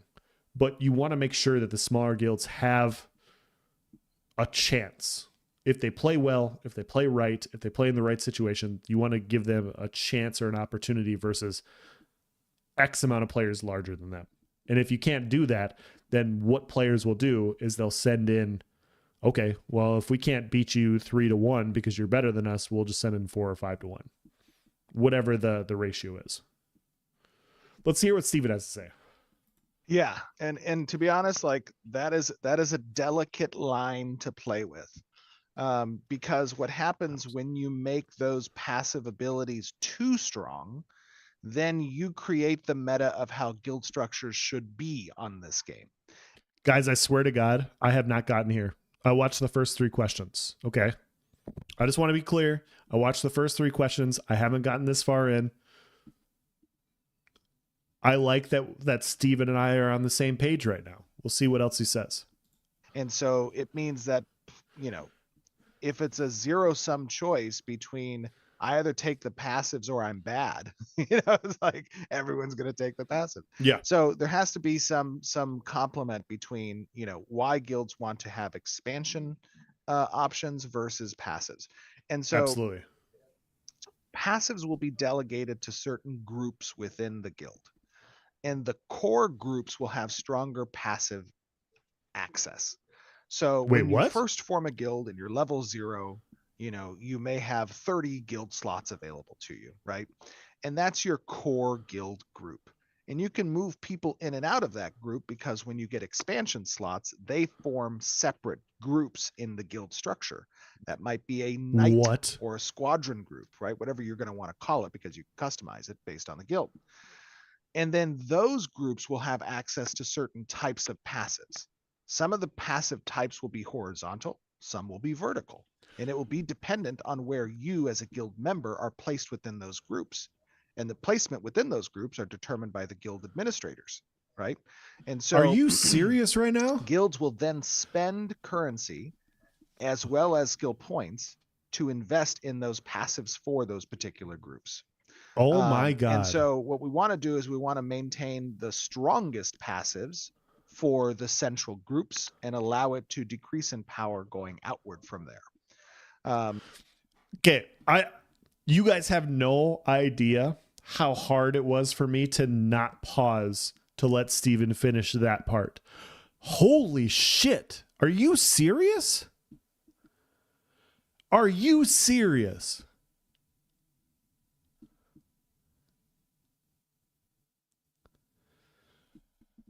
Okay. So, holy wow. Okay. So we talk all the time on this channel. We talk with Nice on Nice's channel. We talk all the time about incentive, right? About incentive. How are you going to incentivize people to PvP? How are you going to incentivize people to defend their node? How are you going to incentivize people to want to go corrupt and engage in these systems? Because if the incentives aren't there to run caravans, nobody's going to run caravans. If the incentives aren't there to siege nodes, nobody's going to siege nodes, right? Like, you're just not going to do this. What are the incentives for participating in a guild? And that, I haven't thought in depth enough about like that being an actual question, but that has come forward. Like we were talking about it earlier with guilds. Like sometimes people gotta get left out of the loop in a guild because there's just not communication there. You're not participating as much. You're not participating in the guild. You're a part of it, but you're not doing a whole lot. So just because you have the tag, like what else do you get? This assigns value. It assigns participation. So let's say hypothetically, Viral here is the leader of the best guild in the game, in the North American server, right? So Viral is the number one head honcho in charge. He's going to be the one that's going to delegate passives to players. And in order for you to get in their good races, you're going to have to kiss Viral's ass. You're gonna have to kiss his ass. You might want to send him some gold. You might want to, send him some racy DMs, some pictures on the side. I'm kidding. I'm completely kidding there. But you might want to participate in the guild. He's going to have guidelines like, hey, if you want to get in these specific groups in order to get these passives, this is what you'll need to do. And that boosts the participation of wanting to be in a guild. And I think that's really valuable. I think that's awesome. And so that's excellent. And it's going to create drama, just like Earthlings here is saying. Absolutely. Because if you're not in those groups and you feel like you're doing enough, you're going to be annoyed about why you're not in it. Maybe you're going to want to leave and assign those values to yourself. Maybe you create your own guild. Assign those passives to yourself and whoever follows you because you think you could do it better. I can't remember. Did he go over the guild tools they will have as leadership? He went over like the communication stuff that he wanted so far. So like, how do you communicate with guild members in game? Like how do you go about doing that? He talked about that. He talked about having like stats in game that you can share with your guild, those sorts of things so far. I don't know if what else he brings in the future. Yeah, this is fucking huge, guys. Like, this is another incentive driven thing to participate in a guild. Tracking the guild members? Okay. So even guilds that select to go expansionist still have some passive abilities that they can spec into. But the guilds that choose to stay smaller, they can concert their skill points towards the more central groups. Garsamilli just hops in with just an excellent post. It's amazing how every time we hope something turns out one way, it either does or in a better way we didn't think about. True gamers. Absolutely. I have not thought about this. This is not something I've thought about. I have passively thought about like, okay, well, why join a guild? Why be a part of this? Like that. I haven't thought this in depth. Like I'm on level 1, and what Steven's explaining here is like level 4 or 5, right? Like it's just levels above me. So the fact that they've gone, once again, levying the fact that this attention to detail about getting people to participate in systems, assigning rewards for participating in systems, so incredibly valuable. Completely agree. So you get moved around guild groups, causes friction. Absolutely. It absolutely will. Those, you know how hard, like, let's just do a thought experiment here, right? Do you realize how hard it's going to be for big guilds to remain big guilds with this type of passive choice? Like, the drama of guilds is all equal, right? Like you all have your same drama, your interpersonal issues, but it's expounded by having more people involved. So bigger groups are just going to have such a harder time staying together because they're bigger groups.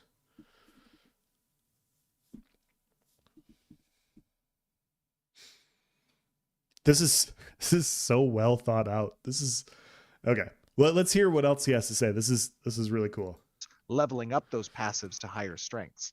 And those passive types are things like waterfall stat augments, crit rate, regen values, and then they can get a little bit more intricate with the types of effects that they have, like, negating an attack, ability, a spell attack against you as a target every 30 seconds or something. That's powerful. It depends on kind of what we're talking about with the abilities. They are wide ranging, but the intent is for them to be impactful. All right, cool. I think that might actually got more people asking more questions than that it may have answered. That is the best answer we've gotten so far. Like this answer right here. Other stuff we've kind of known and everything, but like that, holy shit. This is awesome. They won't make it, drama will kill them. Yeah. Like if you're going to be a big guild, you're going to have infrastructure. Like you can't just exist for the sake of existing. You're going to have people rank and file being okay with where they're at. And that will happen. There will obviously be big guilds, but this is an issue you will have with big guilds, which is another way to combat big guilds. Like you don't want to assign like crazy attack value to smaller guilds to combat larger guilds. That's not fair, right? Providing this potential strife for benefits combats them just passively. This is really, really smart. This is really smart. I think we all want to follow up. Yeah, no kidding. All right. What is the intended time to kill in both 1v1 or group PvP scenarios? Will players in solo or outnumbered PvP scenarios have ways to defeat larger groups or punish them for stacking too close to each other? Hey, that's 2 questions. Is that 2 questions? He did it again, dude. He did it the first time. So Nice did the 2-question gambit the first time, and it worked. And then he ran the 2-question gambit a second time. He ran it a second time, and he got called out. I respect it. I respect running the 2-question gambit. Maybe it didn't work this time. We'll see. What is the intended time to kill in both 1v1 or group PvP scenarios? Will players in solo or outnumbered PvP scenarios have ways to defeat large groups? Okay, so very similar to what Jamie said. Once again, this is something I just talked about with respect to Jamie's question. You want to provide that value for smaller groups to be able to fight larger groups. Nice is talking about it for more of a combative perspective. Jamie was talking about it more for like passively from a guild perspective. It's still a very similar question in the same vein though. 10 questions, Nice. Dude, if he's going to allow it, you got to try it, right? So you got to respect it. Scouting at this point. Okay, wait. Okay, so what was the first question? The first question is, what is the intended TTK for 1v1s? Yeah, or any PvP scenario, whether it's 1v1 or you can answer it separately, 1v1 or group PvP. Okay, so right now, if I were to say average TTK between average leveled characters and same level character as an average gear score, I would say that we're probably talking anywhere from, 10 to 15 seconds, upwards of 30 seconds, depending on the archetype, right? Okay. So, obviously the more restorative archetypes like a cleric or whatever might be able to last longer, or a tank might be able to last longer. If they're facing another tank or if they're facing another cleric, right, then it's going to be like Those are fast fights. wiffle bat fest or something. And then if you're talking about, two DPSs against each other, that's going to be real fast. Yes. So I would say that's generally the intent. Now, what does that mean when talking about like group play? That means that if you are really organized in the way that you have targeting and target assists, and that you call, raid calling, like there is opportunities there to have multiple DPSs take out a target real quick, right? Excellent. And because of that type of precision gameplay, it really raises the skill ceiling when talking about organization Yes. and how players play with each other, right? Because now the room for error is smaller. Yes. And that is something that I think is important in any competitive style of game, which a PvX game is relatively competitive. Okay. So for those of you guys that don't know, ESO, when I've played ESO, it often struggles from having extremely high time to kill. And I've talked about it on videos ad nauseum.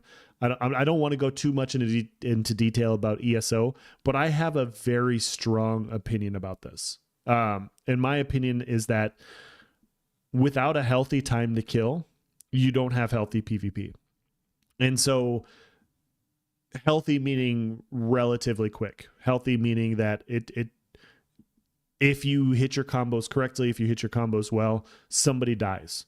And if you don't do that, you have basically, it's like a rugby scrum where you're just kind of fighting over, you're pushing back and forth and nothing's really happening. And so having 10 to 15 second time to kill, to me, like without engaging, without experiencing it myself, it does sound a little bit on the lower side. But personally, I would rather have it be on the lower side than on the higher side. I would rather start with everybody dying and then adjusting it up than having everybody unkillable and adjusting it down. This man just referenced rugby. Yes. I will make all, because you said that, I will make all sorts of sports references now. I love sports. But yes, the point is if you have too high of time to kill, literally nobody dies, no impact can be had. I've played too many MMOs and too many games where a healer just keeps the other group alive for no reason. Like I've had people dead, CC'd on the ground. Viral. I showed you that video last week of somebody CC'd on the ground, unable to defend themselves, and the healers kept them alive despite them messing up. Despite them getting pulled out from their group in a 3v1, they were still left alive because of the amount of cross healing that happened. In my opinion, healers should be able to support those situations. Healers should be able to provide some increase in time to kill there. But if you mess up and you get pulled out of a group in that way and you get hit 3v1, you should die. You should die relatively quickly because you messed up. That's where positioning comes into play. That's where tactical gameplay comes into play. And so having those impacts for 2 to 3 people to focus one specific healer or a DPS or whatever really comes into value to where you shouldn't be able to just keep them alive even if they mess up. They should be at the top of their game, and they should also be able to be supported, but they shouldn't, like if they get caught out of place, they shouldn't just be saved, in my opinion. Not a big PvPer. I mean, tank, but I'm excited for group PvP to use my Scorpion get over here skill to pull someone in my group. Yeah, that'll be awesome. It works out really well. Get singled out without support. Yes. So positioning is so important in group-based PvP. It's so important. And oftentimes, if you have too good a support or too good of healing, you kind of nuke that need for positioning. And so when you're in a smaller group, these things all add up and these things matter. When you're in a larger group and you have more cross healing and you have more sorts of things, these things matter less. And so having a high time to kill makes a lot of sense when you start fighting larger groups, because they're going to have more cross healing. It means you need to really focus somebody individually. So I like that it's on the lower side. I really do. And I come back, like, I always debated people on my channel on ESO about this. Like, some people like the tankiness because for them it made 1vx easier. But to me, it's like, if you can't kill half the players in the game, which is what it was in ESO sometimes, are you really PvPing? No, you're fucking stalemating. That shit sucks. Stalemating sucks, guys. I will always say it. I will always stand on this hill. I will die on this high TTK hill. Okay, guys? This is where I like to be. I like to either win or lose. I don't want to fucking tie. Okay? I'm not in the South. I'm not trying to have sex with a cousin. I want to win. I don't know why I said that. Maybe a tank should be the only one that can get pulled in. Having a cleric, a bard, a summoner might make it very difficult to down that tank while he CCs enemy and DDs. Yeah, exactly. So this group-based mechanics will come in very handy in those situations. Having those support capabilities. So that's why we tend to go on the smaller TTK side. He just and then said now, it. what was your second question? Yes. So as far as like fighting outnumbered, like would players in a smaller group have a chance to fight a larger group? Like, are there going to be AoEs that do more damage based on how many people are within this proximity? Ways to combat larger groups and not just let sheer numbers like determine the victory? Well, okay, that's so somewhat connected, right? Because if we're talking about Steven, it absolutely is connected, because I am Nice's co-host on our Voices of Vera podcast. This is why it's connected, okay? I'm going to agree with Nice here for no other reason than that, okay? And it makes sense. No, in all seriousness, though, you want to know what the TTK is in a 1v1 scenario, because you can then kind of extrapolate it in group-based scenarios. So yes, this is a two-part question from Nice, but they do connect and they are important. If you understand where the 1v1, like what their goal is for 1v1 situations, you understand like what the TTK will be in larger group-based situations, where it'll be much, much higher with support. TTK in group-based situations will be a lot higher without coordination. So this is very important. He so wants ESO. I do not. Make a tank your vanguard, then your fighter goes in. Oh, Nice wants ESO. No, he does not. It's a joke. It's a joke, of course, but yeah. smaller TTK numbers, then the room for error being less, that means that you can have a scenario where a larger group, and by definition a Zerg, which is less organized, less skilled players, but are numbers over skill. Yep. There is now a better opportunity for the smaller group to prevail against the larger group if they are better organized and more skillful, which tends to be the case in smaller groups. Yes. Right? So intrinsically, those two philosophies are tied to one another, right? The shorter TTK and the how do you solve the Zerg problem? Yes, well, absolutely. By definition, the Zerg problem gets solved through skill. All right. Oh my god. Did you hear what he said, guys? He diplomatically said, "Get good." That's what he said. That is so fucking awesome to hear. Like, coming from a guy who's labored in other games for a long time and dealt with just fucking nonsense, hearing the lead development guy saying, "Get good, learn how to play the fucking game," essentially, in a very nice way, is music to my ears. And guys, I'm not claiming to be the best PvP or anything like that. I'm not that person. But games decided by skill is so much better than games decided by shitty mechanics. It's so much better. And ESO solved this through sets. They solved dealing with Zergs through sets. The Vicious Death, for instance. Vicious Death, for those of you guys that don't know, it does scaling damage. So if you kill somebody in a group, when that person dies, they explode. And they do more damage. So if everybody's stacked on top of each other, you can have multiple Vicious Death procs. And so what it does is okay, you're only as strong as your weakest link in that scenario. And so with Vicious Death, if you kill one person, you could potentially have a cascade of just fucking over an entire 12, 24-man group because one person died. They take your damage and then they take more damage on top, and then that damage kind of cascades down. And so they solved it through sets, which is, it's a way to go about doing it. It's not the way that I personally like it's not bad. It's not a bad choice, but the better choice would just be to have better group-based synergies and damage and have players decide the interactions, in my opinion. It's more fun regardless of skill level. I 100% agree. Think that there are some systems that ESO does well? Absolutely. Outfits, housing editors, and collectibles, however, absolutely how they treat PvP tanks. I completely agree. PvP tanks in ESO are useless. And I don't want to be mean about it, but if you want to be a PvP tank, you're better off being a tanky healer.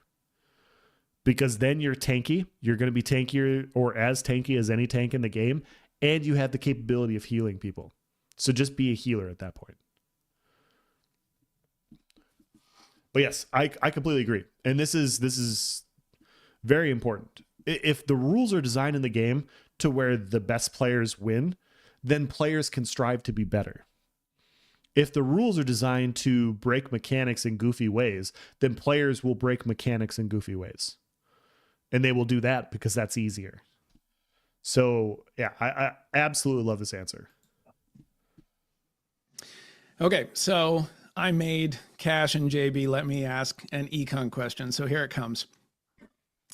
If everything that I have read is true, stating that auction houses, markets, player stalls are all exclusively economic node buildings, then what does trade look like in the other three node types? I see. Okay, so sorry, I got to reread this myself.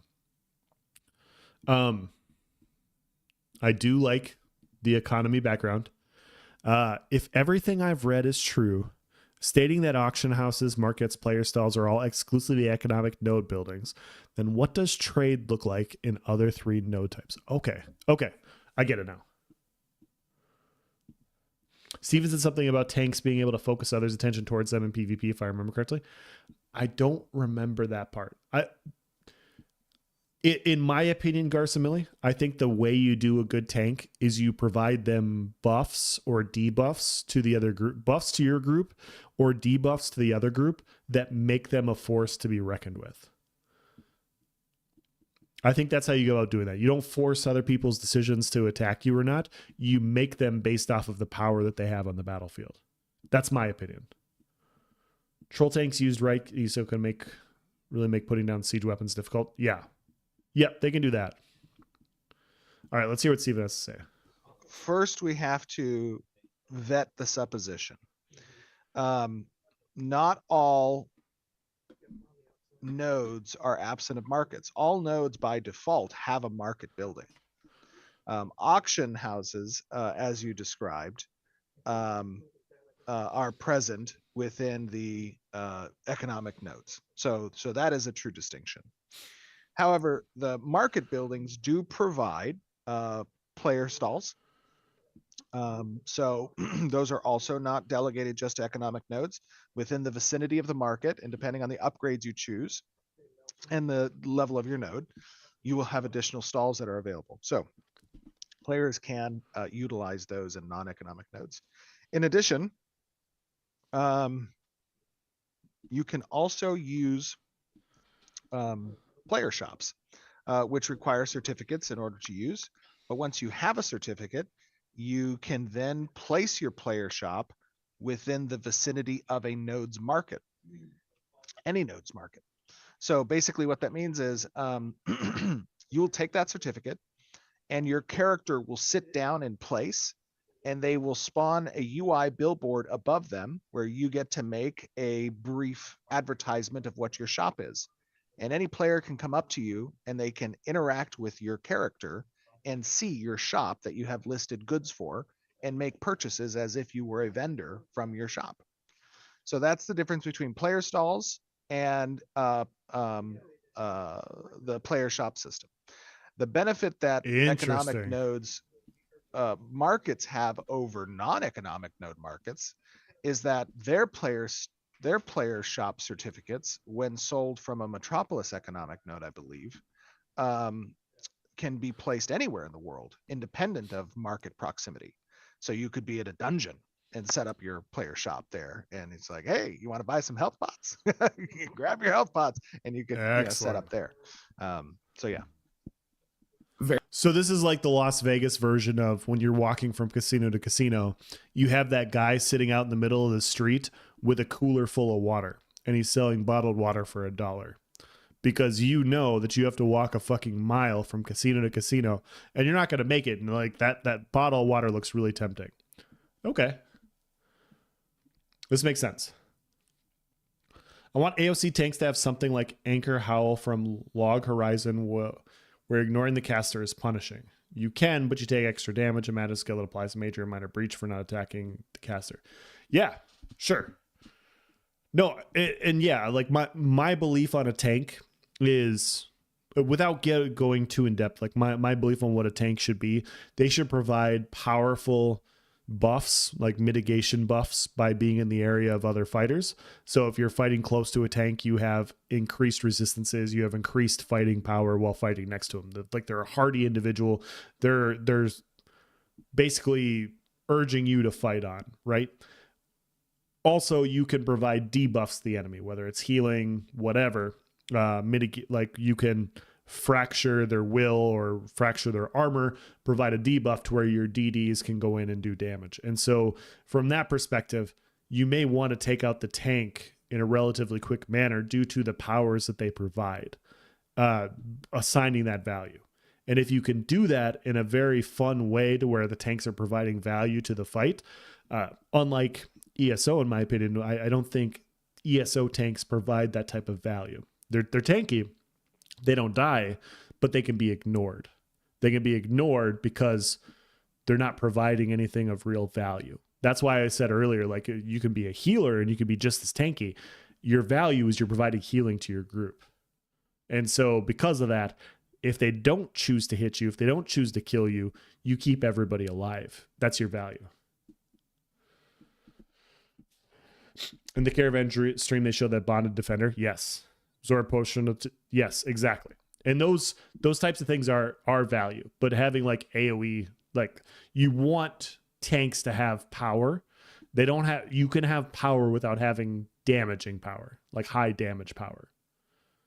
And how you do that is providing powerful buffs to your group and debuffs to your opponents. In my opinion. Very cool. Thank you. That actually answers quite a bit. That's a big question. Okay, sorry, my mind just got blown. So sorry. Okay. This is actually a question from my community. It's actually a pretty straightforward question. What do node types look like in this current iteration of the build? And will all node types be available to test at the start of Alpha 2? Okay. No, not all node types will be available to test at the start of Alpha 2. What? I can say that definitively. What? Okay. Currently, Steven, this is an early access game, okay? This is early access. We need to have access to all node types. How is this an early access game, guys, if we don't have early access? I'm trolling, guys. It's Alpha 2. Like they've stated multiple times, it's not early access. I'm making a joke. It's a terrible joke, but I'm okay with it. Yeah, no, this is a good question. Because obviously, like we want more things to test as we get an Alpha 2. I want to be able to test as many things as possible, including node types. the state of nodes is scientific. Is our academic or scientific what people will call nodes, and that is an election method, right? That is the voting method. We have not yet stood up the other node types, and it is likely that at the entrance of Alpha 2, we will be only using the election method for node mayorship. No. Again, Alpha Okay. 2, however, is intended to have additional updates as we continue through Alpha 2, right? And those will be relatively frequent. And as we test things that are currently getting developed and implemented, we will put them into Alpha 2 for players to test. In short order, a lot of that will be node type stuff, right? Because that's on our critical path of priority when it comes to development, is standing up the node services and the node mechanisms. But for currently testing what we need to test with regards to player government, the interaction of the player government with the build systems, the policies, everything that goes into managing a node, we're servicing that through the academic scientific node type. Sure. And just to Good I guess, question. follow up a little bit. So Yeah. does that mean that other nodes that are like military, because again, they're all hard coded, right? So Sure. are those offline? Like in No.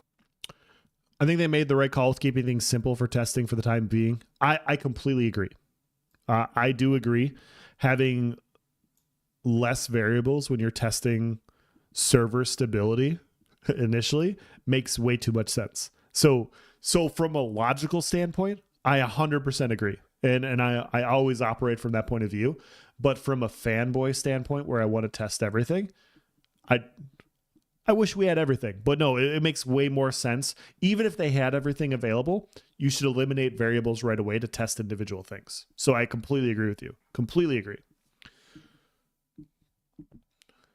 Just confirmed on the wiki, Steven said tanks can taunt in PvP, which he likes, but is aware many don't. So watch its testing closely. I don't like taunting in PvP. I hope you guys don't hate me for it. I hope you don't. I like player choice on the battlefield personally. Like, I like to be able to move. I like to be able to have my own decisions. Player-based taunts, taunting somebody towards you, not a fan of. But it depends on how it's done, right? I'm willing to test it and find out. Not saying I'm necessarily against it, but it has to be done right. sort of It means opportunity? that currently they are designated as scientific or academic. Oh, they'll all be scientific. Correct. That's Now, fine. that doesn't mean that we won't be testing certain features before implementing the additional node types that relate to a militaristic node or a divine node, such as through our narrative systems. When you taunt somebody, they would do less damage to everyone else but the tank. That makes sense. There's sets like that exist in ESO that function that way. And okay. You guys just dropped me down a rabbit hole. I am so sorry. But about 5 or 6 years ago, I was trying to make a tank work in ESO PvP. And the only way I could make a valuable tank work in PvP at the time was using Vanguard's challenge. Now, you guys, Garsamili, Mianikoi, I probably said that wrong. You guys are tanks. You guys probably know what Vanguard's challenge is. At the time, it was when you taunt an enemy, they do 50% less damage to your allies. They do 100% more damage to you. And so, to me as a tank, I thought that was a great set because it was like, okay, if I'm a good tank, I should be able to mitigate their damage, right? Like, they're going to do 100% more damage to me, but if I'm a good tank, like, I'm going to tank their damage anyways. Like they should have that pro and con. But if they don't attack me, they're doing 50% less damage to my allies in the area, which is a crazy, crazy buff in that game. 50% less damage is the tank, like one of the tankiest buffs you could get in the game at the time. And so there were times where, like, I ran with me and one of my friends who was a healer, and I literally put tether on him, which mitigated the damage he took. And then I put Vanguard's challenge on. So if they tried to focus him, they were all doing like 55% plus mitigated damage, and I'm just tanking like all the off damage, and it didn't matter. And if they focused me, like I had spell wall, I had high ulti generation, I was block casting things, I was tough to kill too. And so you just couldn't get through both of us. Is the point I'm trying to make. And so we had a fight where we were patrolling around and we ran across this Nightblade that was trying to fight like 15 people. And he was just trying to fight him by himself. And we show up and my buddy's a healer, keeping him alive. And I'm just aggroing every single person that is in the area of this guy. And so this guy's taking 50% less damage because I'm aggroing everybody. They try to focus me. I I'm tanking, I'm staying alive, I'm getting healed. They try to focus my buddy, I'm aggroing everybody that's focusing him. Like, we ended up 3v15ing them off of one person doing damage. And it was so funny. Like, I'm sitting, like, me and my buddy were sitting there just laughing our ass off. So the idea of, like, quote unquote taunting somebody to mitigate their damage and you having to eliminate the tank in order to get that full damage is a very powerful buff. I think that's a very good idea. Sorry, let's get back to the question though. I will talk tanks with you guys all day, but I also want to get through this. We will likely be testing and reflecting different cultural aspects of the node type through commissions that are available, through the different narrative types that are available, that will be military, divine, and economic. But when it comes to the government systems, that will be scientific to start. Gotcha. That makes sense. So we've learned that Okay, so now we're at a good pause point. That this makes a complete sense from an alpha 2 testing perspective. You only want a few variables, so this makes complete sense. Maybe taunting could apply debuffs so you can choose to ignore the caster, but it hurts you. That said, what if a Vanguard, want tanks to be renamed Vanguard, could also be wielding a spear, so they might have area control, kind of like D&D said? Sure. Yeah, like these sorts of things I think make sense. Like area control, area speed, buffs, debuffs, the ability to mitigate damage for your group, like all these types of values without applying damage to a tank makes so much sense to me. So all these things, yes, I agree with. And of course, Zoss nerfed it. And it made no sense to me because nobody ran it. Nobody ran that set. Like I posted a build video on it. If you guys want to see, like at the end of this, if you guys want to see my 5-year-old or 6-year-old video discussing that set, we can absolutely pull it up. But yeah, I don't know. That was one of the few tank sets at ESOs that existed that actually provided value to a group, and tanks wouldn't run it because they took too much damage while running it. And they're like, well, I want to be tanky, so I'm not going to run a set that gives me 100% more damage, even though the point of being a tank is to draw aggro. Like, it made no sense. All right, let's see what Jamie's question is. raid difficulty adapts dynamically based off of player performance and group composition, in that the dynamic adaptation raises questions about the implementation. So does that mean that other nodes that are like military? Sorry, I'm backing up because again, they're all hard. I missed the right? intro. So are those offline? Like no, it means that currently they are designated as scientific or academic. They'll all be scientific. Correct. Okay. Now, that doesn't mean that we won't be testing certain features before implementing the additional node types that relate to a militaristic node or a divine node, such as through our narrative systems. We will likely be testing and reflecting different cultural aspects of the node type through commissions that are available, through the different narrative types that are available, that will be military, divine, and economic. But when it comes to the government systems, that will be scientific to start. Gotcha. All right. So we've learned that the raid difficulty adapts dynamically based off of player performance and group composition, and that the dynamic adaptation raises questions about the implementation of the adapted scaling during raids, especially when there's PvP involved. Could you explain if there are mechanisms, particularly during boss fights, that protect players from PvP interactions such as room locks, or are all raids intended to remain fully open to PvP? Yeah. Guys, I am going to keep filleting these content creators because these are great questions. Like, these are all really good questions. Every single one so far. I will be honest, if there's a question I disagree with, like the structure or why you would ask that, I would say something. But this is another good question, in my opinion. This is a question. We had a debate about caravans 2-3 months ago. And I went on a debate podcast, and it was 3 of us. It was me, Jamie, and oh man, I'm forgetting who it was. DA.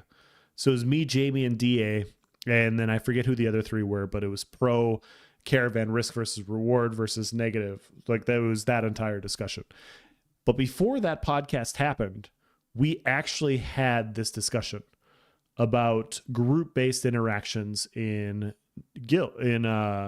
dungeons. Like, should people be able to come in and sideswipe? Should people come in to be able to do these things? Or should the room lock itself off when you get in there? And it was a very fun debate. And it was funny because I literally said it when it happened.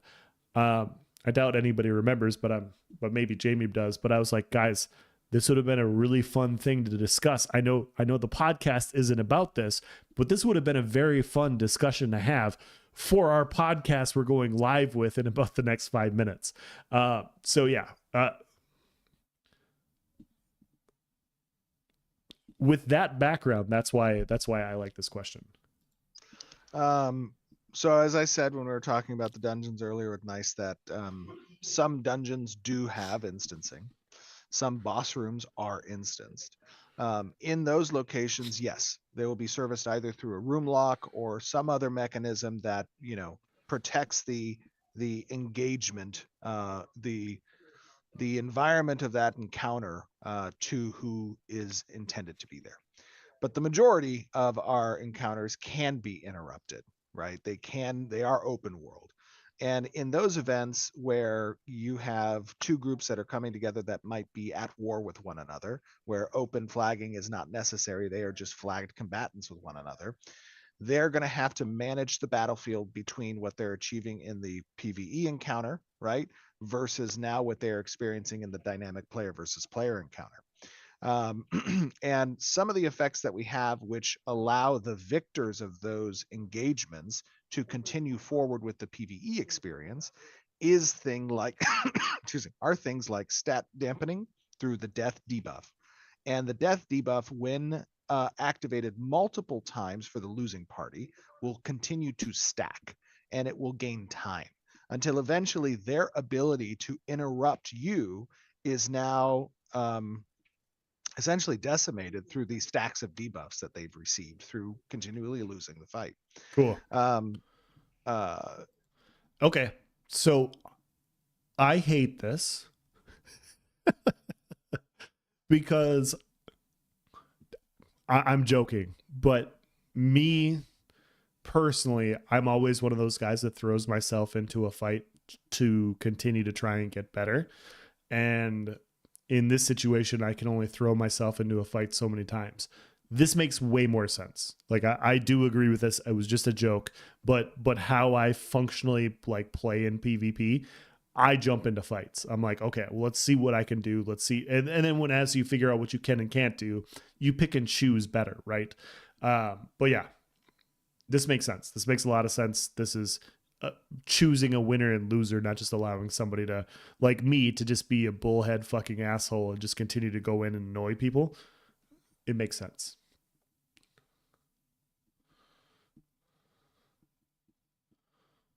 And that's kind of how we intend to service. Okay, let's let a person prevail. I just follow up real quick. So is the dynamic adaptation only in those instance ones, or is that meant to also be in the open world PvP? You're talking about the dynamic AI. Yeah. The encounter. So the encounter design is dynamic regardless of if it's instanced or not. Okay. And the reason for that dynamicism, first of all, there's a couple of approaches to the dynamicism there.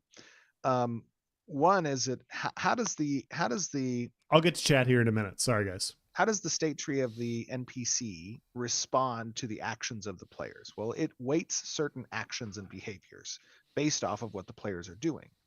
And as it weights those things, it makes decisions that will be unique according to the encounter that's occurring in front of it. So each time might be different as a result of that. That's one section.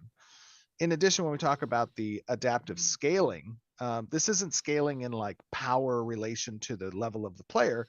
This is scaling in the quantity of participants, right? And that means that it starts to weight the behaviors that include AoE actions higher than others as a result of the number of players who are present. This intrinsically increases the challenge rating of the encounter because those AoE abilities are providing a higher return on DPS overall to the raid encounter. Wow. Thanks. Interesting. I'm gonna piggy. Super interesting. I watched that too, Yokai. ran it good back and forth. Yeah, it was a very fun discussion. And I don't think anybody was right or wrong. Like in that discussion, I thought it was very, very good. But yeah, it was funny. That discussion was really fun to have, but the discussion we had before we went live was just as good.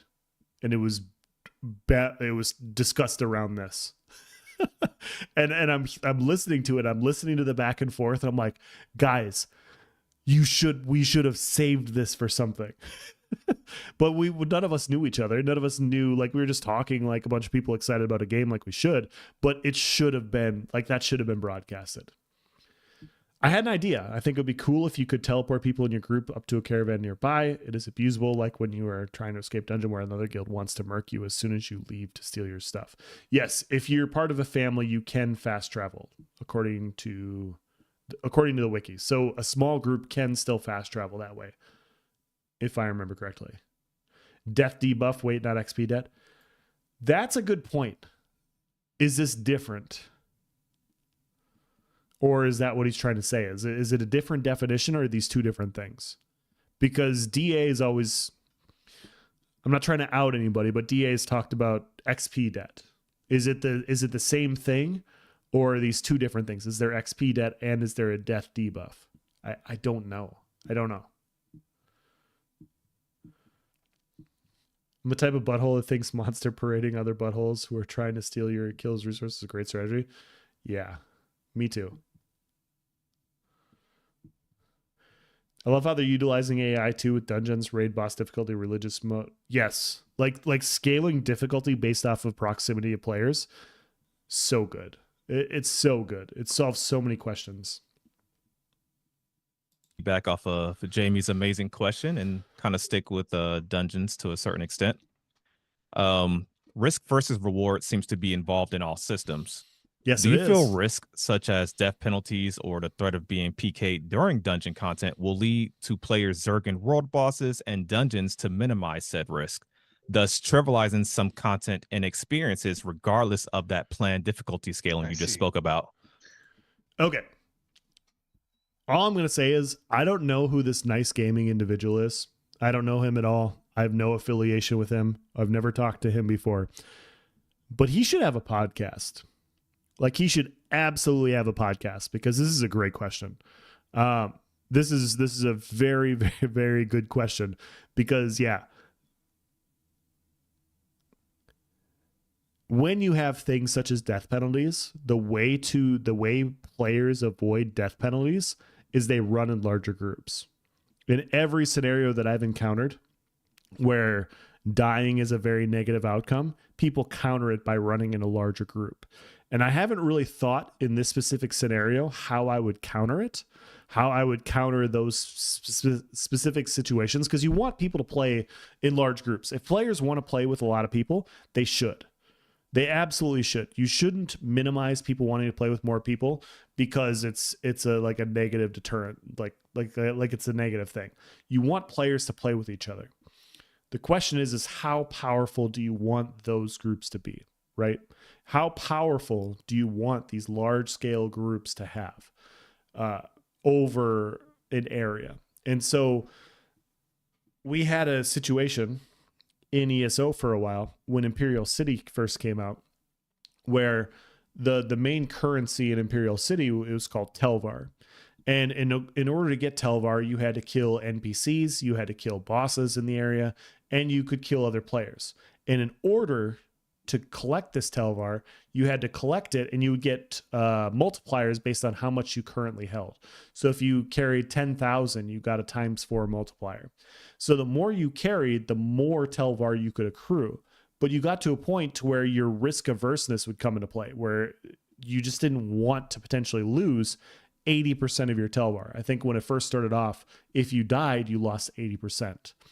How players would counter potentially dying is they would run in 20, 30, 40, 50 man groups. Okay, I can run these multipliers. We're running with 50 fucking people. Nobody's going to kill us anyways. I can roam freely and do these things, right? And so that's how people would counter the death penalty, is they would say, we're just going to run in a large amount of players to counter the potential capability of dying in this specific situation. And so eventually, yes, that people would run in with bombers and they would nuke a few people, but people still ran in the large groups because, hey, if you're in a 30 man, like you might run across a bomber, you'll kill them back. You'll take some portion of them potentially. Like people made that choice. And it only took a bomber or another coordinated group to come down and wipe them for them to stop coming back.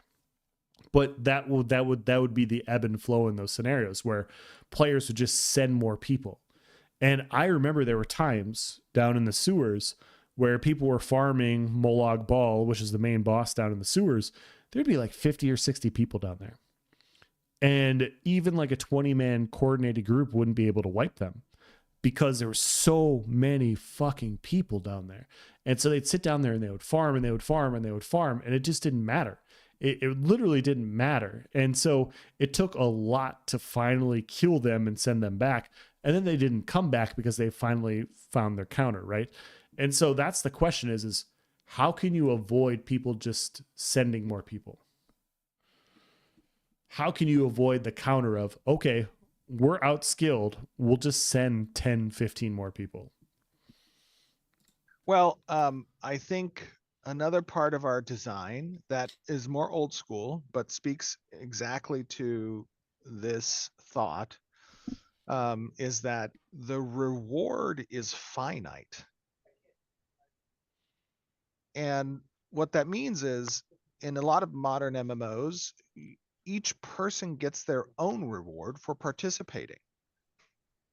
And back in the day, the one person was the loot master.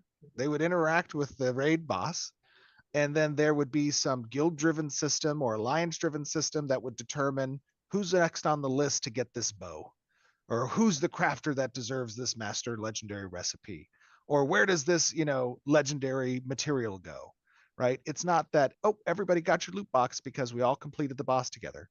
Everyone gets the auto granted reward from the quest of completing the boss together, right? What people came for that reward, the reason why alliances and guilds organized the raid to go defeat the dragon was because the dragon bow dropped and there was only one that dropped. Right? So the more people you take, the more slices of the finite pie you have to deliver, which reduces the reward structure. Excellent. So if you're going to reduce risk, you must reduce reward. Dude, that's so good. Love that. I love that. That's so good. No, this makes complete sense. And ESO did do this well because if you had a times 4 multiplier and you killed a boss by yourself, you'd get like 15,000 Telvar. If you killed with 2 people, you get 7,000. And then it would slowly diminish over and over and over again to where if you had so many people attacking, you get like 300 as an example for a reward. It's the same type of system. I really liked that system that ESO had, and the fact that Intrepid also has this where, yes, you're sending more people, but you don't get a bigger pie. You get the same pie split among a larger group of players. Really good answer. Well, that sounds like fun. We just end the podcast right there, I think. Yeah, The yeah, mic we can drop stop it moment. right here. I know, right? Okay, so we're gonna switch gears here just a little bit. We all know that the freeholds will be difficult to attain, but one of the alternative ways that we've heard of is to experience the freeholds is the guild freehold. Is there anything that you can tell us about the guild freehold system? Yes, I can tell you some things about the guild freehold system. So, Okay, cliffhanger. I'm just kidding. one thing that we've been Just kidding. Discussing on the design side, some things that I've been thinking about with regards to what differentiates a guild freehold from a freehold, right? A guild freehold is not just a finite piece of space like the player freeholds are that everybody gets to share in. There are going to be likely expandable plots that are available around the guild freehold where members of the guild can have access to themselves that are administered by the guild master or whoever he designates to administer it. He or she designates to administer it. where players can lay down an additional small plot of land to do farming on, to potentially do livestock raising, or to make other freehold endeavors. So the guild hall is central to those additional plots around it, of which will be finite, that the guild will determine who gets. Very cool. One quick follow up on this. If you have a guild hall, can you still have a tavern? If you have a guild hall, yes, you can still have a tavern. Those are separate systems. So the tavern system is administered by the node. And the node essentially gives out these business permits that are limited in supply, that tavern owners then can use to customize the vendor tables with things that they create for players to interact with within the tavern hall, and other types of services. Very cool. Thank you. Cool. I think Final Fantasy 14 does a good job with this. Haven't played for a few years, but each party got a token, and like 10 tokens gets an item, but boss also drops one item for the group to distribute as they see fit. Yeah. If you're going to send a lot of people, you should get less of a reward. Hello, Grandma. Another good Ashes stream. Yes. Yeah. We're responding. We're doing a live react to a Q&A right now. Holly, Intrepid answered a bunch of fun questions, and so we're just going through them. I had not seen this earlier, so I'm just going through it now for the first time. Good to see you, by the way. Steven, just to preface, you've been teasing Rogue for over a year. So oh shit. Okay. So we're gonna get a Rogue question from Vladis. Okay. For those of you guys that don't know, my top 2 archetypes that I want are either Fighter or Rogue, and we've seen Fighter. And Fighter looks fucking sick. Fighter looks absolutely fucking awesome, and I'm more than happy to be a fighter. But more often than not, I typically go like the Rogue route. And so I really want to see what the Ashes of Creation Rogue is. That's my the Node Wars this month, way better. Way better than an archetype preview, but like Rogue archetype is up there for me for showcases that I want to see. This next question is about the Rogue.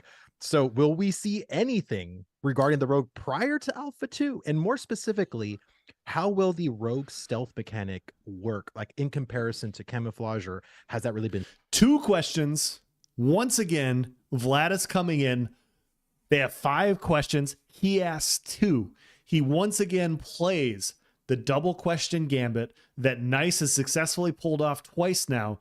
And Vladis, I think, has also successfully pulled off. Well, he's pulled it off once. We'll see if he pulls it off again. And solidified. Can you tell us anything new about the Rogue? So rogues do have true stealth. Let's go. Which means that unlike camouflage, where proximity matters in identifying the target, truth stealth is not proximity dependent. Let's go. So that is something that differentiates, obviously, camouflage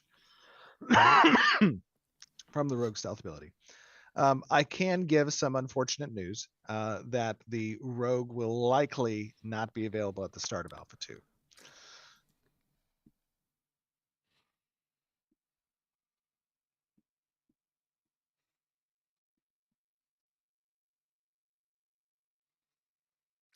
I'm not crying, guys. You're crying. Okay.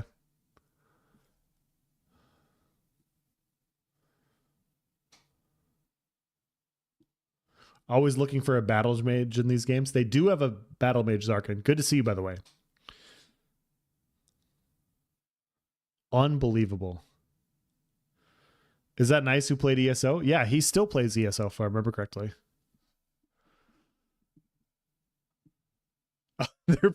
I did. Look at his pause point. I definitely did not look like this right away. Why? Okay, Steven, explain yourself. Explain yourself why the best archetype in the game is not going to be available right away. I know. We are choosing instead, this is a recent decision, to focus more on expanding the existing archetypes, fleshed out active abilities and passive abilities, and we will be saving the Rogue for the first update after the initial launch of Alpha 2. So it's just not going to quite make it for launch, but it is something that we will very quickly be standing up as it is a key part of the archetype testing and Alpha 2. But yes, that is Can just That's- So, as the only guy that plays Rogue ever in any game of all time, clearly the only Rogue, the only person that can have an informed opinion on this, I agree with this take. Like if you're going to go through, guys, I really want to play Rogue. Like that's my number one choice all the time.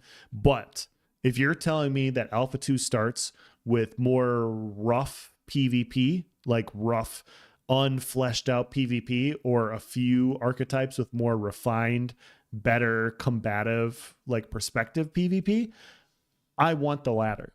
I want Alpha 2 to initially keep as many players in as possible. And going off of playing PAX Day, where their combat wasn't great and couldn't pull in a lot of attention from me, I want to go with the latter. Like, having experienced the other part, I would rather experience the latter aspect. And so if that means that my precious Rogue has to wait 2, 3, 4, 5 months to get released with the same level of difficulty as like the fighter and the mage and everything, I'm more than cool with it. I'll play the fighter. I'll be happy. Bring the mage to that same level. You don't want to play an archetype that's worse. Like, they all have to be roughly on the same tier as far as like how they're, not as far as balance goes, but as far as how their collisions work, as far as how their skills work and all that. There's no point in bringing along other archetypes if they're not ready. So as much as it pains me to say this, I do agree with this point of view. I do agree. Good to see you too. Yeah. I hope you're doing well, man. Chose Bard over Rogue for better group balance testing. I get it. the plan. quick follow-up then. Can you give us the list of the Alpha 2 classes? Just a quick follow-up. So are you telling me that Vladis snuck in 3 questions? Vladis snuck in 3 questions in a 1-question part of a 5-question AMA. Guys, you know that Nice and I have a podcast. You know that Nice and I talk every single week. We talk all the time about this game. But the fact that Vladis is doing the triple question gambit, he just pulled off, let's see if it's successful, but he had the balls to pull off a triple question gambit. Look at this fucking face. Look at this face right here. He knows that he is crossing the line. He is praying. Look at these hands. These hands are not from a confident individual. These hands are from a, please, Papa Steven, please answer this one more question. We only had 5. I just want a little bit more bread. That's what he's doing right here. This is what this is. And it's well executed. This is perfect. This is the perfect prayer hand symbol, mouth with a slight smile that Steven can still see. Steven knows that like this means something to him because of this.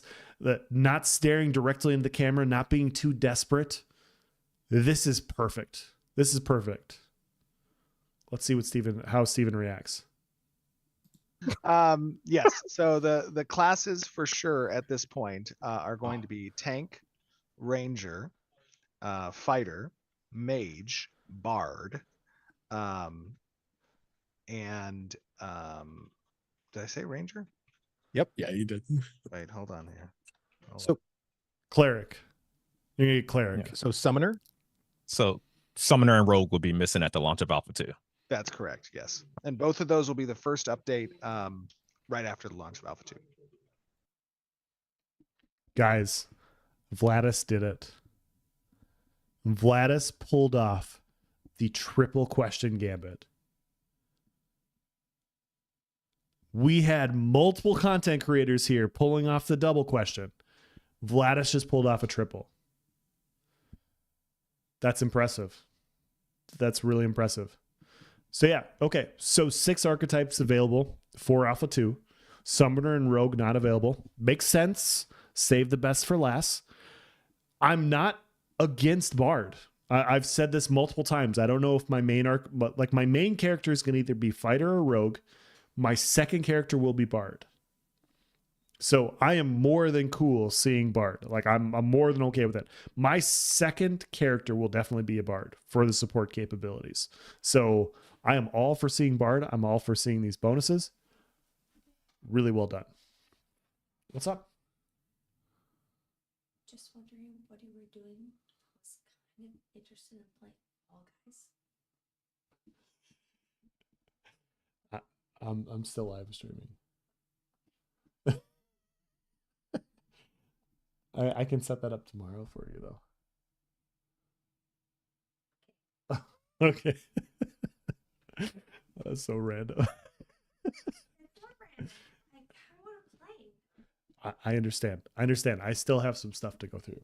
So I apologize. Love you too.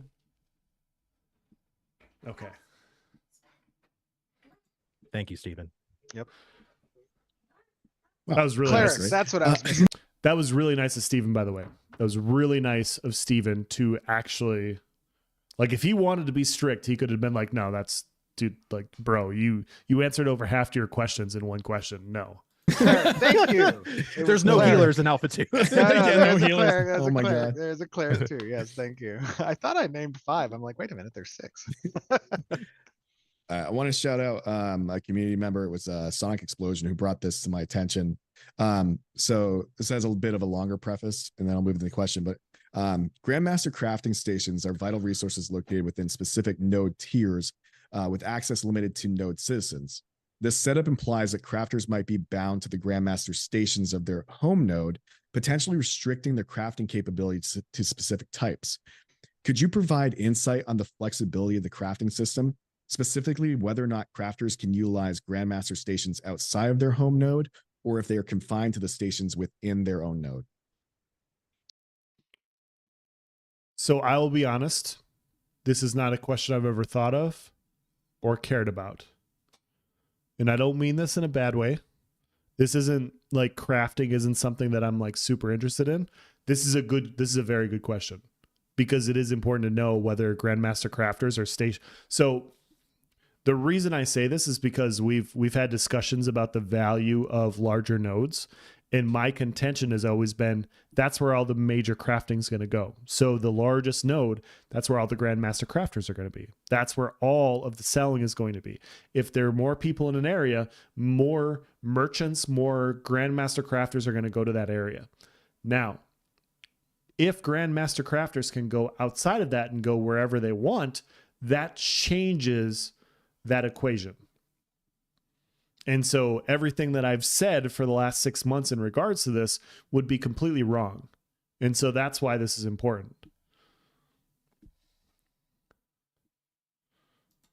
So crafters can use stations at any node. Yep.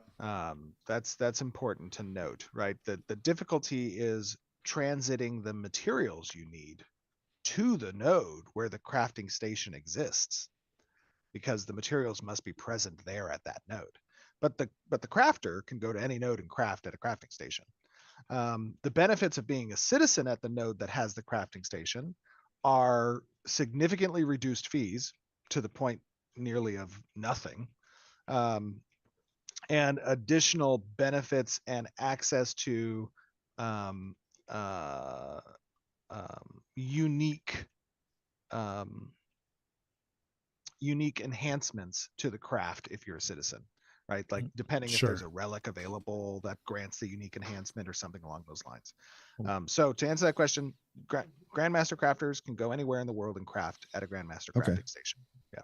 All right, cool. The problem is we kind of knew this, the answer that is. Okay. I will say that I didn't know. I was under the assumption that Grandmaster crafters could only craft the top end stuff at the highest end nodes.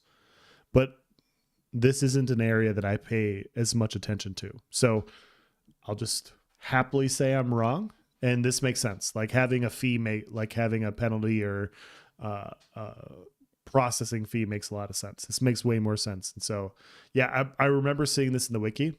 I just never, I guess, drew 2 and 2 together. All right. Yeah. What is the current full list of weapons planned? It was inferred but never clear. Yeah. Like as he said it, I'm like, okay, I remember seeing that. I do remember seeing that, but I never really, I guess, connected the dots. Okay. So we've had a triple gambit. Can Nice pull off a triple or quadruple? And could we have an update on how dual wielding will work, such as weapon benefits and I'm gonna back access up. to unique unique enhancements to the craft if you're a citizen, right? Like depending if there's a relic available that grants the unique enhancement or something along those lines. So to answer that question, Grandmaster crafters can go anywhere in the world and craft at Grandmaster Crafting Station. Yeah. Cool. All right. What is the current full list of weapons planned? And could we have an update on how dual wielding will work, such as weapon options and relative weapon trees? So, dude, this fucking Nice guy needs a podcast. I swear to God. This is a good question. I want to know about dual wielding among different weapons. Like, can you dual wield a tome and a wand? Like what are the dual wielding capabilities of different weapons? another twofer question. I don't know what you're talking about. Once again, double question gambit. He's gotten called out twice now. Called out twice. Maybe Nice needs to switch to a rogue so he can be more stealthy. But regardless. Stephen, I Guys are don't know. cheaters. It's just a one-off I'm sentence. seeing a trend here, Nice. I'm seeing a trend.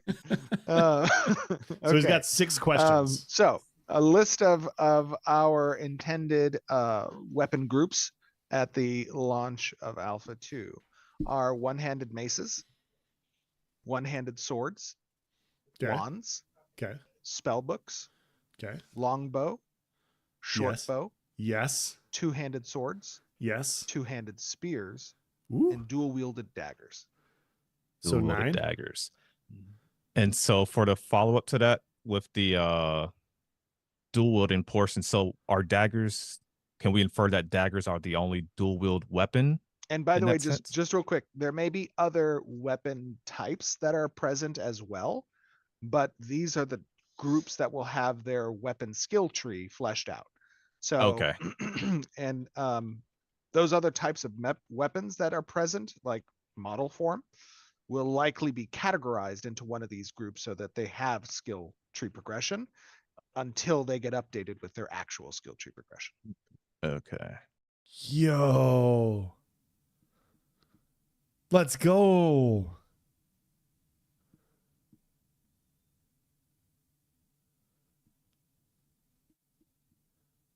Guys, I have not played this game yet. On paper, it's so fucking good. It's so good. Oh my God. So what was the second part of the question? I'm sorry. How would dual wielding work? And so can we infer that are daggers going to be the only dual wielding weapon, or are you going to do a one-handed sword, one-handed You'll be able mace? to do, yes, you'll be able to do one-handed maces, one-handed swords, 2 one-handed swords. There's a number of different mixes and matches. They will all use the same dual weapon progression tree. So that's an important distinction. That's what I want to know. However, the way we're servicing dual weapons is that they will occupy your main hand offhand, and you will have a specific recipe which includes the previously completed one-handed weapons that are intending to be dueled. Lovely. And one thing I'm seeing a lot of people in chat ask about, will shields have their own weapon tree?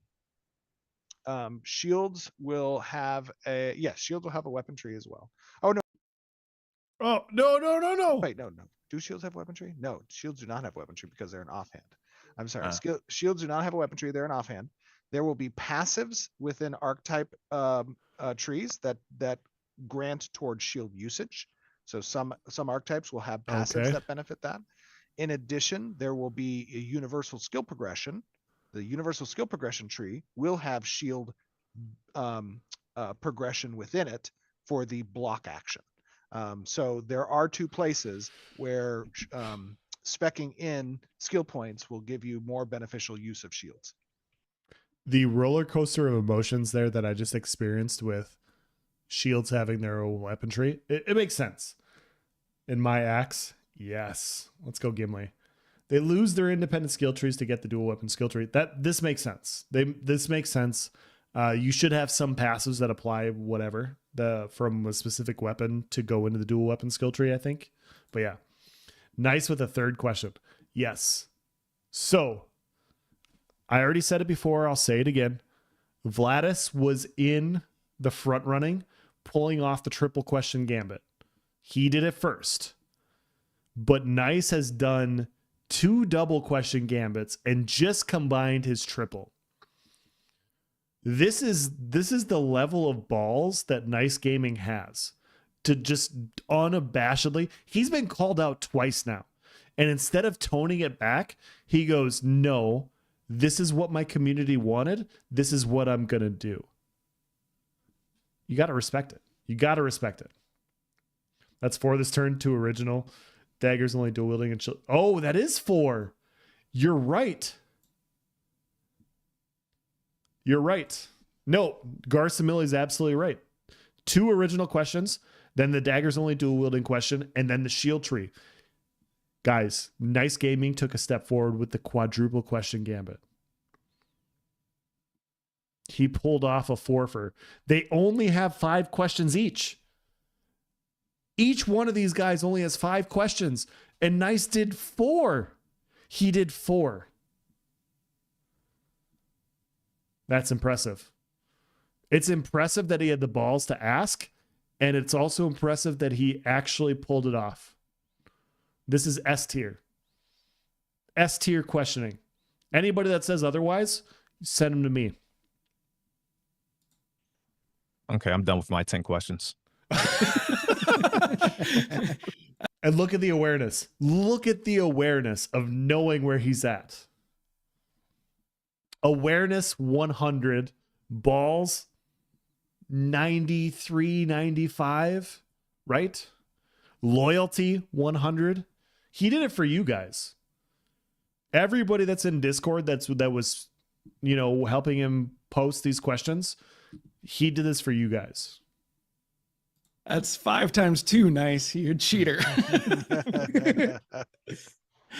Okay. Well, I think this is the last question here, and we're going to end it on a lore question. I was warned not to ask you lore questions, and we totally ignored that. So here we go.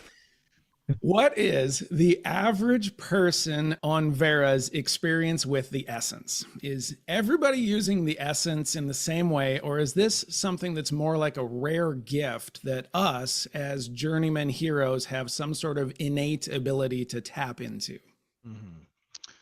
Yes. So essence, the relationship of essence with the common folk, the NPCs that you see around you, is that certain people within this world have a greater ability to focus essence into stronger effects, aka magic, right?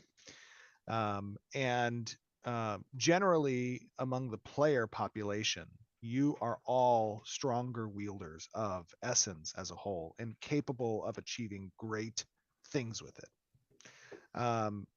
While everyone has some attunement with essence because each has a mortal coil amongst the divine races, not all of them excel in its use or study, right? And so those more commoner people that you might see in the NPCs and narrative and dialogue and whatnot, many of them are not going to be as adept with the use of essence. It doesn't mean that they couldn't be if they tried. It means that they are not adept at using it. But you'll also see certain characters that are NPC, non-player characters, that are above and beyond any player character's ability to use it, right? So the idea is that essence flows through this plane, it flows through this universe, and the divine races have a unique relationship with essence when it comes to wielding it, and oftentimes that's the interest of the darker forces in Interesting. manipulating that relationship. Very cool. Thank you for answering lore questions. That's cool. Absolutely. Well, guys, I got to tell you, this was a great AMA. I really enjoyed it. This is a lot of fun. And I see the comments in the community, they enjoyed it as well. Like people are saying best AMA ever. It was a great I AMA. thought it God. was, yeah, I Yes, thought it was thanks. great. I thought you guys did a great job. I think asking some questions that the community was really interested in, and both questions that, you know, got some depth in them for people who've been following the project for a while, and questions like our lore, which gives even newcomers some idea of the setting that they'll be venturing into. So, guys, I do have a little bit of like behind the curtains discussions with other content creators. I do know that these guys workshopped their community hard for these questions. And the thing is and I'm saying this now for other future AMAs and for anybody else that asks these questions, that gets a chance to ask Intrepid questions. In my opinion, what Intrepid does with open development is great, resonating with the community, asking questions, and then getting feedback and then iterating off that feedback is the best way to go about developing a game. It's the best way about getting the best possible feedback for the game you're trying to develop, in my opinion. That goes, there's no difference for people asking questions. If you're going to ask questions, you should have an idea for what you want to ask, but iterating with the community, asking your community what questions should be asked allows you to have higher level questions for an AMA like this. And the fact that all these guys spent a week working on these questions with their community to get the best questions possible is why this AMA was as good as it was. So not only should we give like a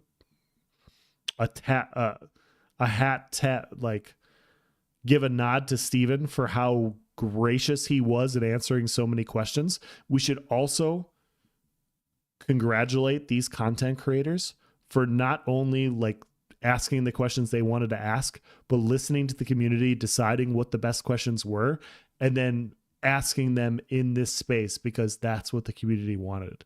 That's how you get a good AMA, is you iterate with your community to get these things going. And so I'm not going to lie. This is, out of all the AMAs I've seen, out of all the different Q&As I've seen and across content creators where Steven jumps in and like talks to different people, this is the best one, in my opinion. This is the best one. And I think it's for that reason. And it's not the content creators. They had a part, but it's you guys. In all seriousness, it's you guys for working with them to ask these questions. It's the community doing this. And that's how we get good questions like this. So really good job. Really good job.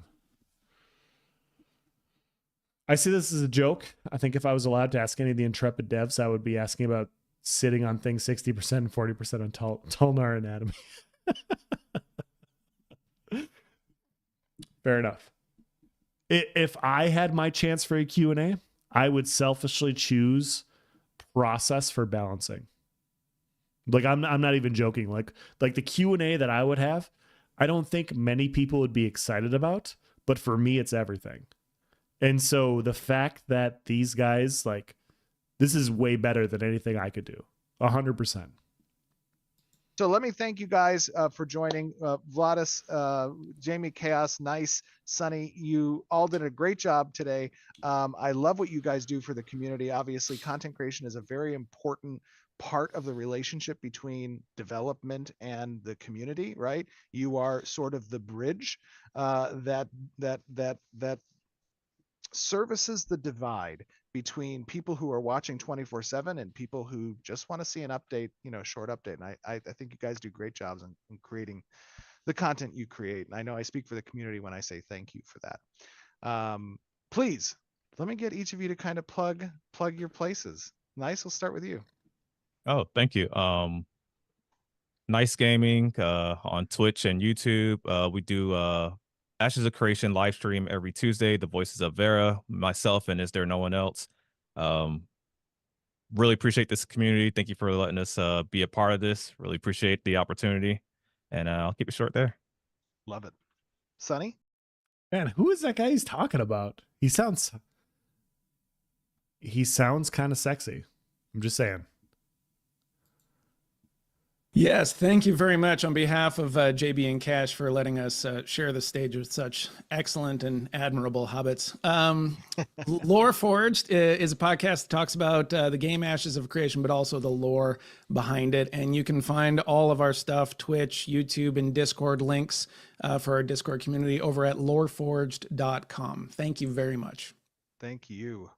Vladis, how about you, buddy? You can find me on Vladis Gaming on YouTube, Vladis Gaming on Twitch. I also do the 1v1 podcast, which hopefully our boy Steven Sharif will be on episode 100. So looking forward to that one. So dude. So we've had a competition here for no reason other than my own selfish gains here, but Vladis took a step forward with the triple gambit. Nice up Tim with the quadruple gambit. Vladis has equaled that by asking Steven on this podcast to join him for the 1v1 AMA. This is just S tier questions over here, guys. This is just really well done stuff. Oh, yeah, that's good. Exciting stuff. Oh my God! I didn't mean to kill you. Oh, yeah. You're gonna kill me. Nope. Unbelievable. No. Oh, Margaret's so funny. Jamie. They didn't hear me, how but about I you, said buddy? never invited again. Now you guys heard me. Yeah, you can find me at Jamie Chaos on all the different social platforms and over on Twitch. I do a show on 8:30 p.m. Eastern with Annie Lace called Tangents Creation. Based off the name, we go off of lots of different tangents while we try to attempt to cover a lot of Ashes stuff, but it doesn't always go that way. You can also find any of the, we also make YouTube videos and stuff. So if you type in Tangents of Creation in YouTube, you'll find us there. I think it's at Tangents Creation. So you find us there. And yeah, this has been a ton of fun. Thank you guys so much for having us. It's just been, it's been great. Loved having each of you, and I just want to give a special shout out to the Ashes of Creation community team, Margaret, Rye, Cody, all of the mods. You guys do an awesome job in helping us to facilitate this. Obviously, I think you are the shining light of what excellence looks like in this industry from a community team. So amazing job. Well, with that being said, okay, I cannot agree more. I cannot agree more with what the Ashes of Creation community Intrepid team does from a community standpoint. They're so fucking good, guys. Like they're so good. The fact that they listen to the community, the fact that they work with the community on things, this bodes well for the future. And what I mean is your players, your fan base that likes parts of the game, if you're in tune with them and what they want for the game, you're going to continue to resonate with them. And that's a huge deal. That's a thing not a lot of games do well. As dumb as this sounds, as dumb as it sounds to say, hey, listen to your community and do what the community wants. So many games get this wrong. They get it so fucking wrong. And they do it so terribly that when it does come around, you have to at least acknowledge like, hey, thank you for listening. And I'm not trying to discredit what Intrepid's doing. They're such a rare, they're basically an albatross in the gaming community in this respect. They really are. And so I can't say it enough. I love what they do. I love how they go about doing it. And I just can't wait to see more. I really can't. And so We have to give the flowers where they're due, but yes, their content creation, their community team, S tier, really sincerely S tier. They're so good at this. We are voices of error, right? Yes, absolutely, absolutely, and yes, you guys did a really good job helping Nice with his questions. I helped Nice as well. We all did our part, but this is Nice's thing. I like Nice went into the Discord, asked questions, like posed the Q&A, and chose the best ones from you guys and like cultivated these. Nice did a fantastic job. Nice did a great job. And you guys helped him do a great job. So I would say, as far as this Q&A goes, for each, without knowing, I would say the community had an equal input as the content creators did. And that's a big deal. How high are your hopes for this game, Else? I haven't been keeping up. Would a retired Cyrodiil warrior enjoy it? I am very excited for this game. I'm very excited. But what I will say is, what I know on paper, I'm very excited about. I'm excited about how they think about things. As we get into testing, I'll be able to give you a better answer, Zarkin. And so I will 100% give my honest answer, like I always do, about what I feel about the game. But as it stands right now, I can't poke holes in anything. I really can't. I would love to try any other game I could poke holes in. This one, I have a hard time. And some of it is because we don't have a game in front of us to test, right? Some of it is the fact that we don't have anything. We can only rely on answers, and answers are easier than actual substance to go through. And I don't mean this in a bad way. It's just a matter of fact sort of thing. So once we get an Alpha 2, I'll have better answers for you. And that will be in the next 2 to 5 months. Could be Helldivers mods. Helldivers mods are fantastic. They're so good. You can see the passion the team has. Been following this game for about 4 years now. Can't wait. They're really good, Kalen. They're really good. I really haven't had an MMO home since I left Lord of the Rings Online back in 2014. Dabbled in about half dozen others, but none that felt like home. I'm beyond excited for AOC, and this AMA just added fuel to the fire. Yeah, I'm completely in agreement with you. I really enjoyed ESO. I had a great time playing ESO for 7 or 8 years. I had fun playing New World. I hope to be able to go back to New World with new improvements, but yeah, like Ashley Creation looks like it might be the new home. Like everything, there's nothing deterring me from believing that right now. For me, it was Lineage 2. Loved the heavy inspiration from Lineage 2 that Steven is applying to this project. Was such a gem back in the day. I never played Lineage 2. I wish I could go back and play those games. I really do. But it just, the server population just doesn't lend itself to go back and play those games. Is Alpha 2 open to anyone? So the initial testers are in there right now. But yeah, no, not everybody's in there yet. I got Alpha 2 access, played Alpha 1 as well, but didn't put a lot of time into it, considering it was mostly a network backend test. Makes sense. Yeah, I would approach it the same way. Pre-order only stopped being available in January. Yes. Only open to people with a key, and there will be chances to get a key. Yes. I heard Guild Wars 3 is in development. Am I crazy and hoping it is more like Guild Wars 1, but as an MMO with an XYZ access? I haven't played any of the Guild Wars games. I have wanted to get into Guild Wars 2. I was sucked into ESO, personally. And so I don't mean it in a bad way. It's just, that's a game I do want to try. I just haven't tried it yet. No joke, Lineage 2 players have a huge understanding of what Steven is aiming for. The PVX system, the corruption, flagging system, all lifted from Lineage 2 and evolved further. Yeah, I am so excited about this system. Like, the ability to hang yourself is so good. It's so good. What made L2 great was the fact that players were the content, not tailored content as you see in theme park MMOs nowadays. Can't wait to see what AOC does with it. Exactly. Kaylin, you might as well just take over this live stream because yeah, I completely agree with you. I said this last Friday as well. We were watching Jimmy's YouTube video and he was talking about future MMOs and how they're going to compete with the top end MMOs right now.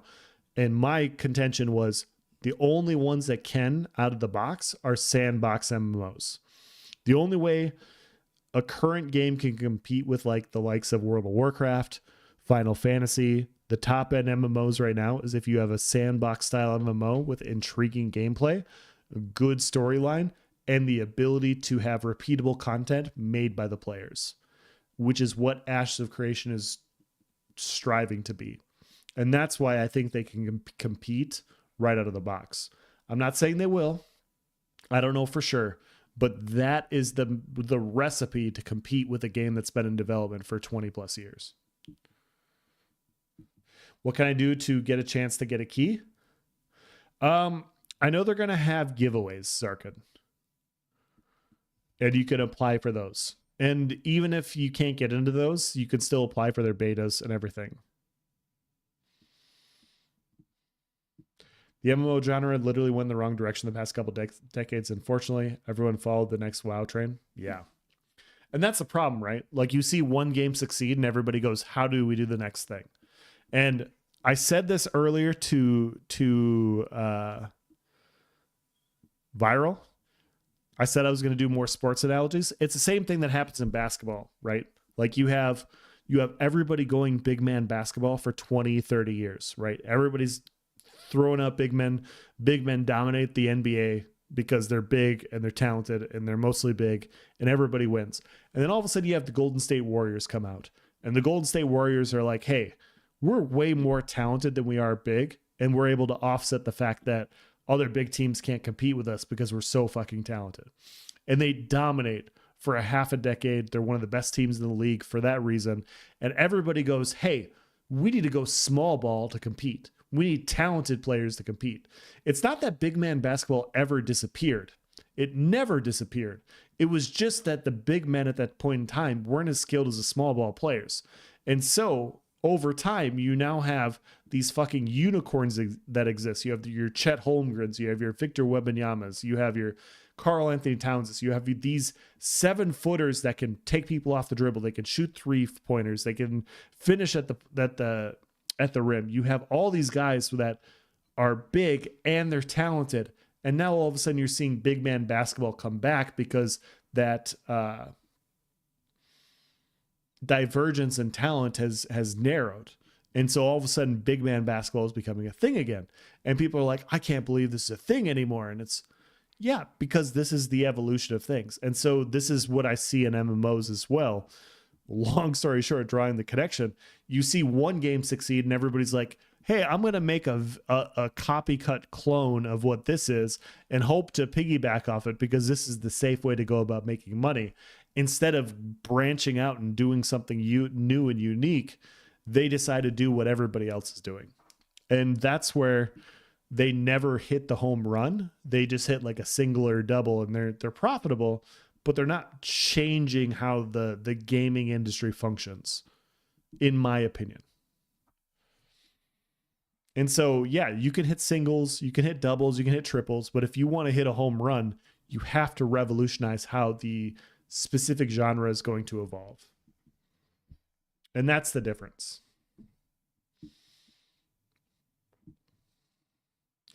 Holy cow, I got to catch up to chat. I'm sorry, guys. I'm trying.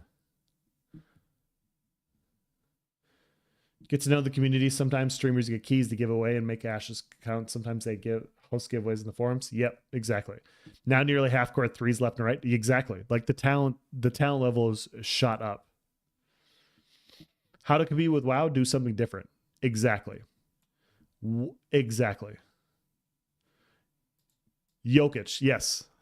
I'm sorry. Okay, so I'm just going to say this right now. I am a diehard Minnesota Timberwolves fan. And the reason I'm saying this is my team has been dog shit for 20 years. We now have an advantage over the champs. We lost tonight. It sucks. I'm heartbroken, but we're up 2-1 on the champs. And they're essentially bucking the trend of what the NBA has been for like the last 5 to 7 years. And it's fun to watch because anybody could see that if you wanted to buck the trend of dealing with small ball, you need to have talented bigs, which is exactly what they have. And it's fun to see how it plays out. Regardless, if the Nuggets come back and destroy them because Jokic is a god, I'm not mad. I'm not mad. The Wolves have their chances in the future. The Wolves have had a great year. I'm very happy. But yeah, exactly. If you want to compete with a trend, you have to buck the trend, in my opinion. You can't buck a trend by attempting to be a better version of something that already exists. That's so fucking hard to do. I think Mortal Online tried doing unique stuff, but I think it feels empty for a not so great reason. Yeah,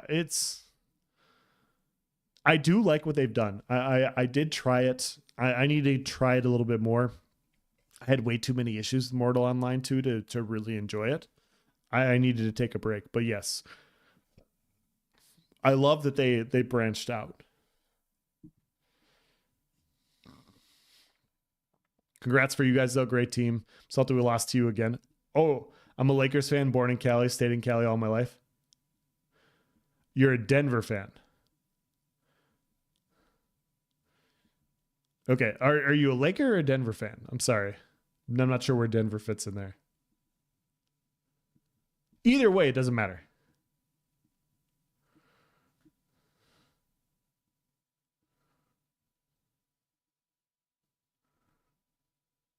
Lost to Denver. Okay, fair enough. Now the Wolves are really good this year. I'm pretty excited about what they're doing. So, yeah, it's the same thing. Like you don't want the point I always brought up with my friends is if you're trying to beat prime Golden State Warriors, Steph Curry, if you're trying to beat Steph Curry, Kevin Durant, Draymond Green, you're trying to beat Klay Thompson, if you're trying to beat their small ball team of death that destroys fucking everybody, you don't play them on their court. What you have to do is you have to have a big man so talented that Draymond can't defend him. That's what you have to do to beat the Golden State Warriors. If you can do that and you can get them out of their small ball lineup of death, then you have a chance. Now, sadly, not enough people try to do that because not many unicorns exist and people didn't build properly. And basically, the Warriors expired from their championship titles of old age, which is a great way to go out. Like, if that's how you're going to go out, it's fucking awesome. But that's how they ended up going out. Like, they were just too good that old man time had to eventually take their athleticism and their skills and their abilities to where now they're just mere mortals. But yeah, that in my opinion, that's how you get rid of that lineup. You have to make Draymond not be able to take on a big man. And there's very few big men that you can do that with. And it's the same thing. Once again, cross-generalizing it. In my opinion, that's how you have to approach gaming. Like, you can't have a game being a cookie cut copy or a cookie cutter copy of another game. It cannot be that way. If you want to be like 60% of another game, cool, sure. You could still make money, like that'll still be a thing, whatever. But if you actually want to change the genre and like carve out a piece for yourself, you need to stand out. And that's what I think Ashes is attempting to do, is they're attempting to stand out.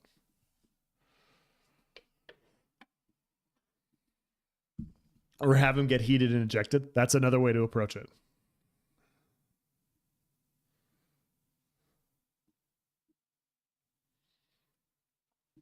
See a bunch of dudes go medieval on each other as a sport, steel plate armor and steel in hand, knock them on their ass. Glorious. Yeah. No, yeah.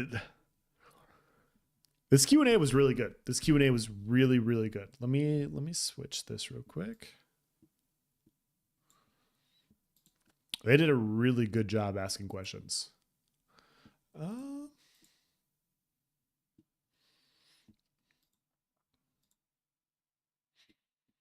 And I know Nice and I will be discussing it on our podcast on Tuesday. If you guys want to check that out, I'm just checking to see if there's anything else to cover before we call it a night.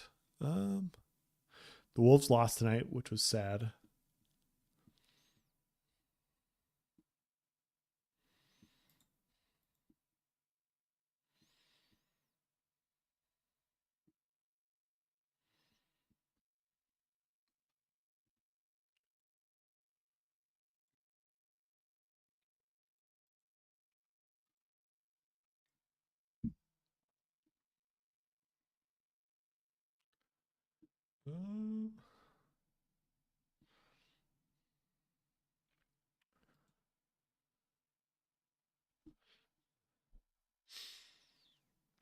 The more AOC content, the better. Enjoyed the watch. The monthly dev update isn't enough to satiate. I agree.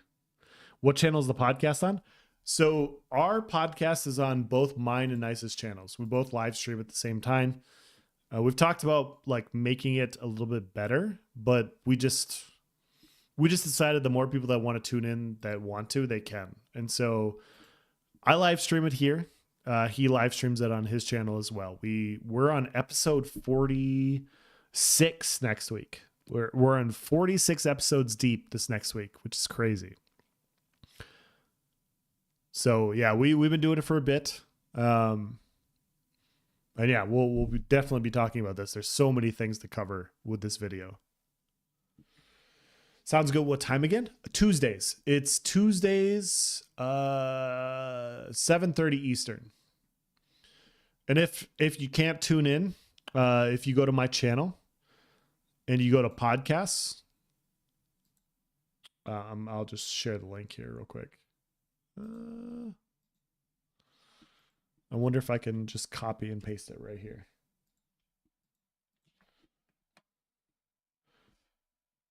Hopefully this works. No. No, did that not work? Hold on, you.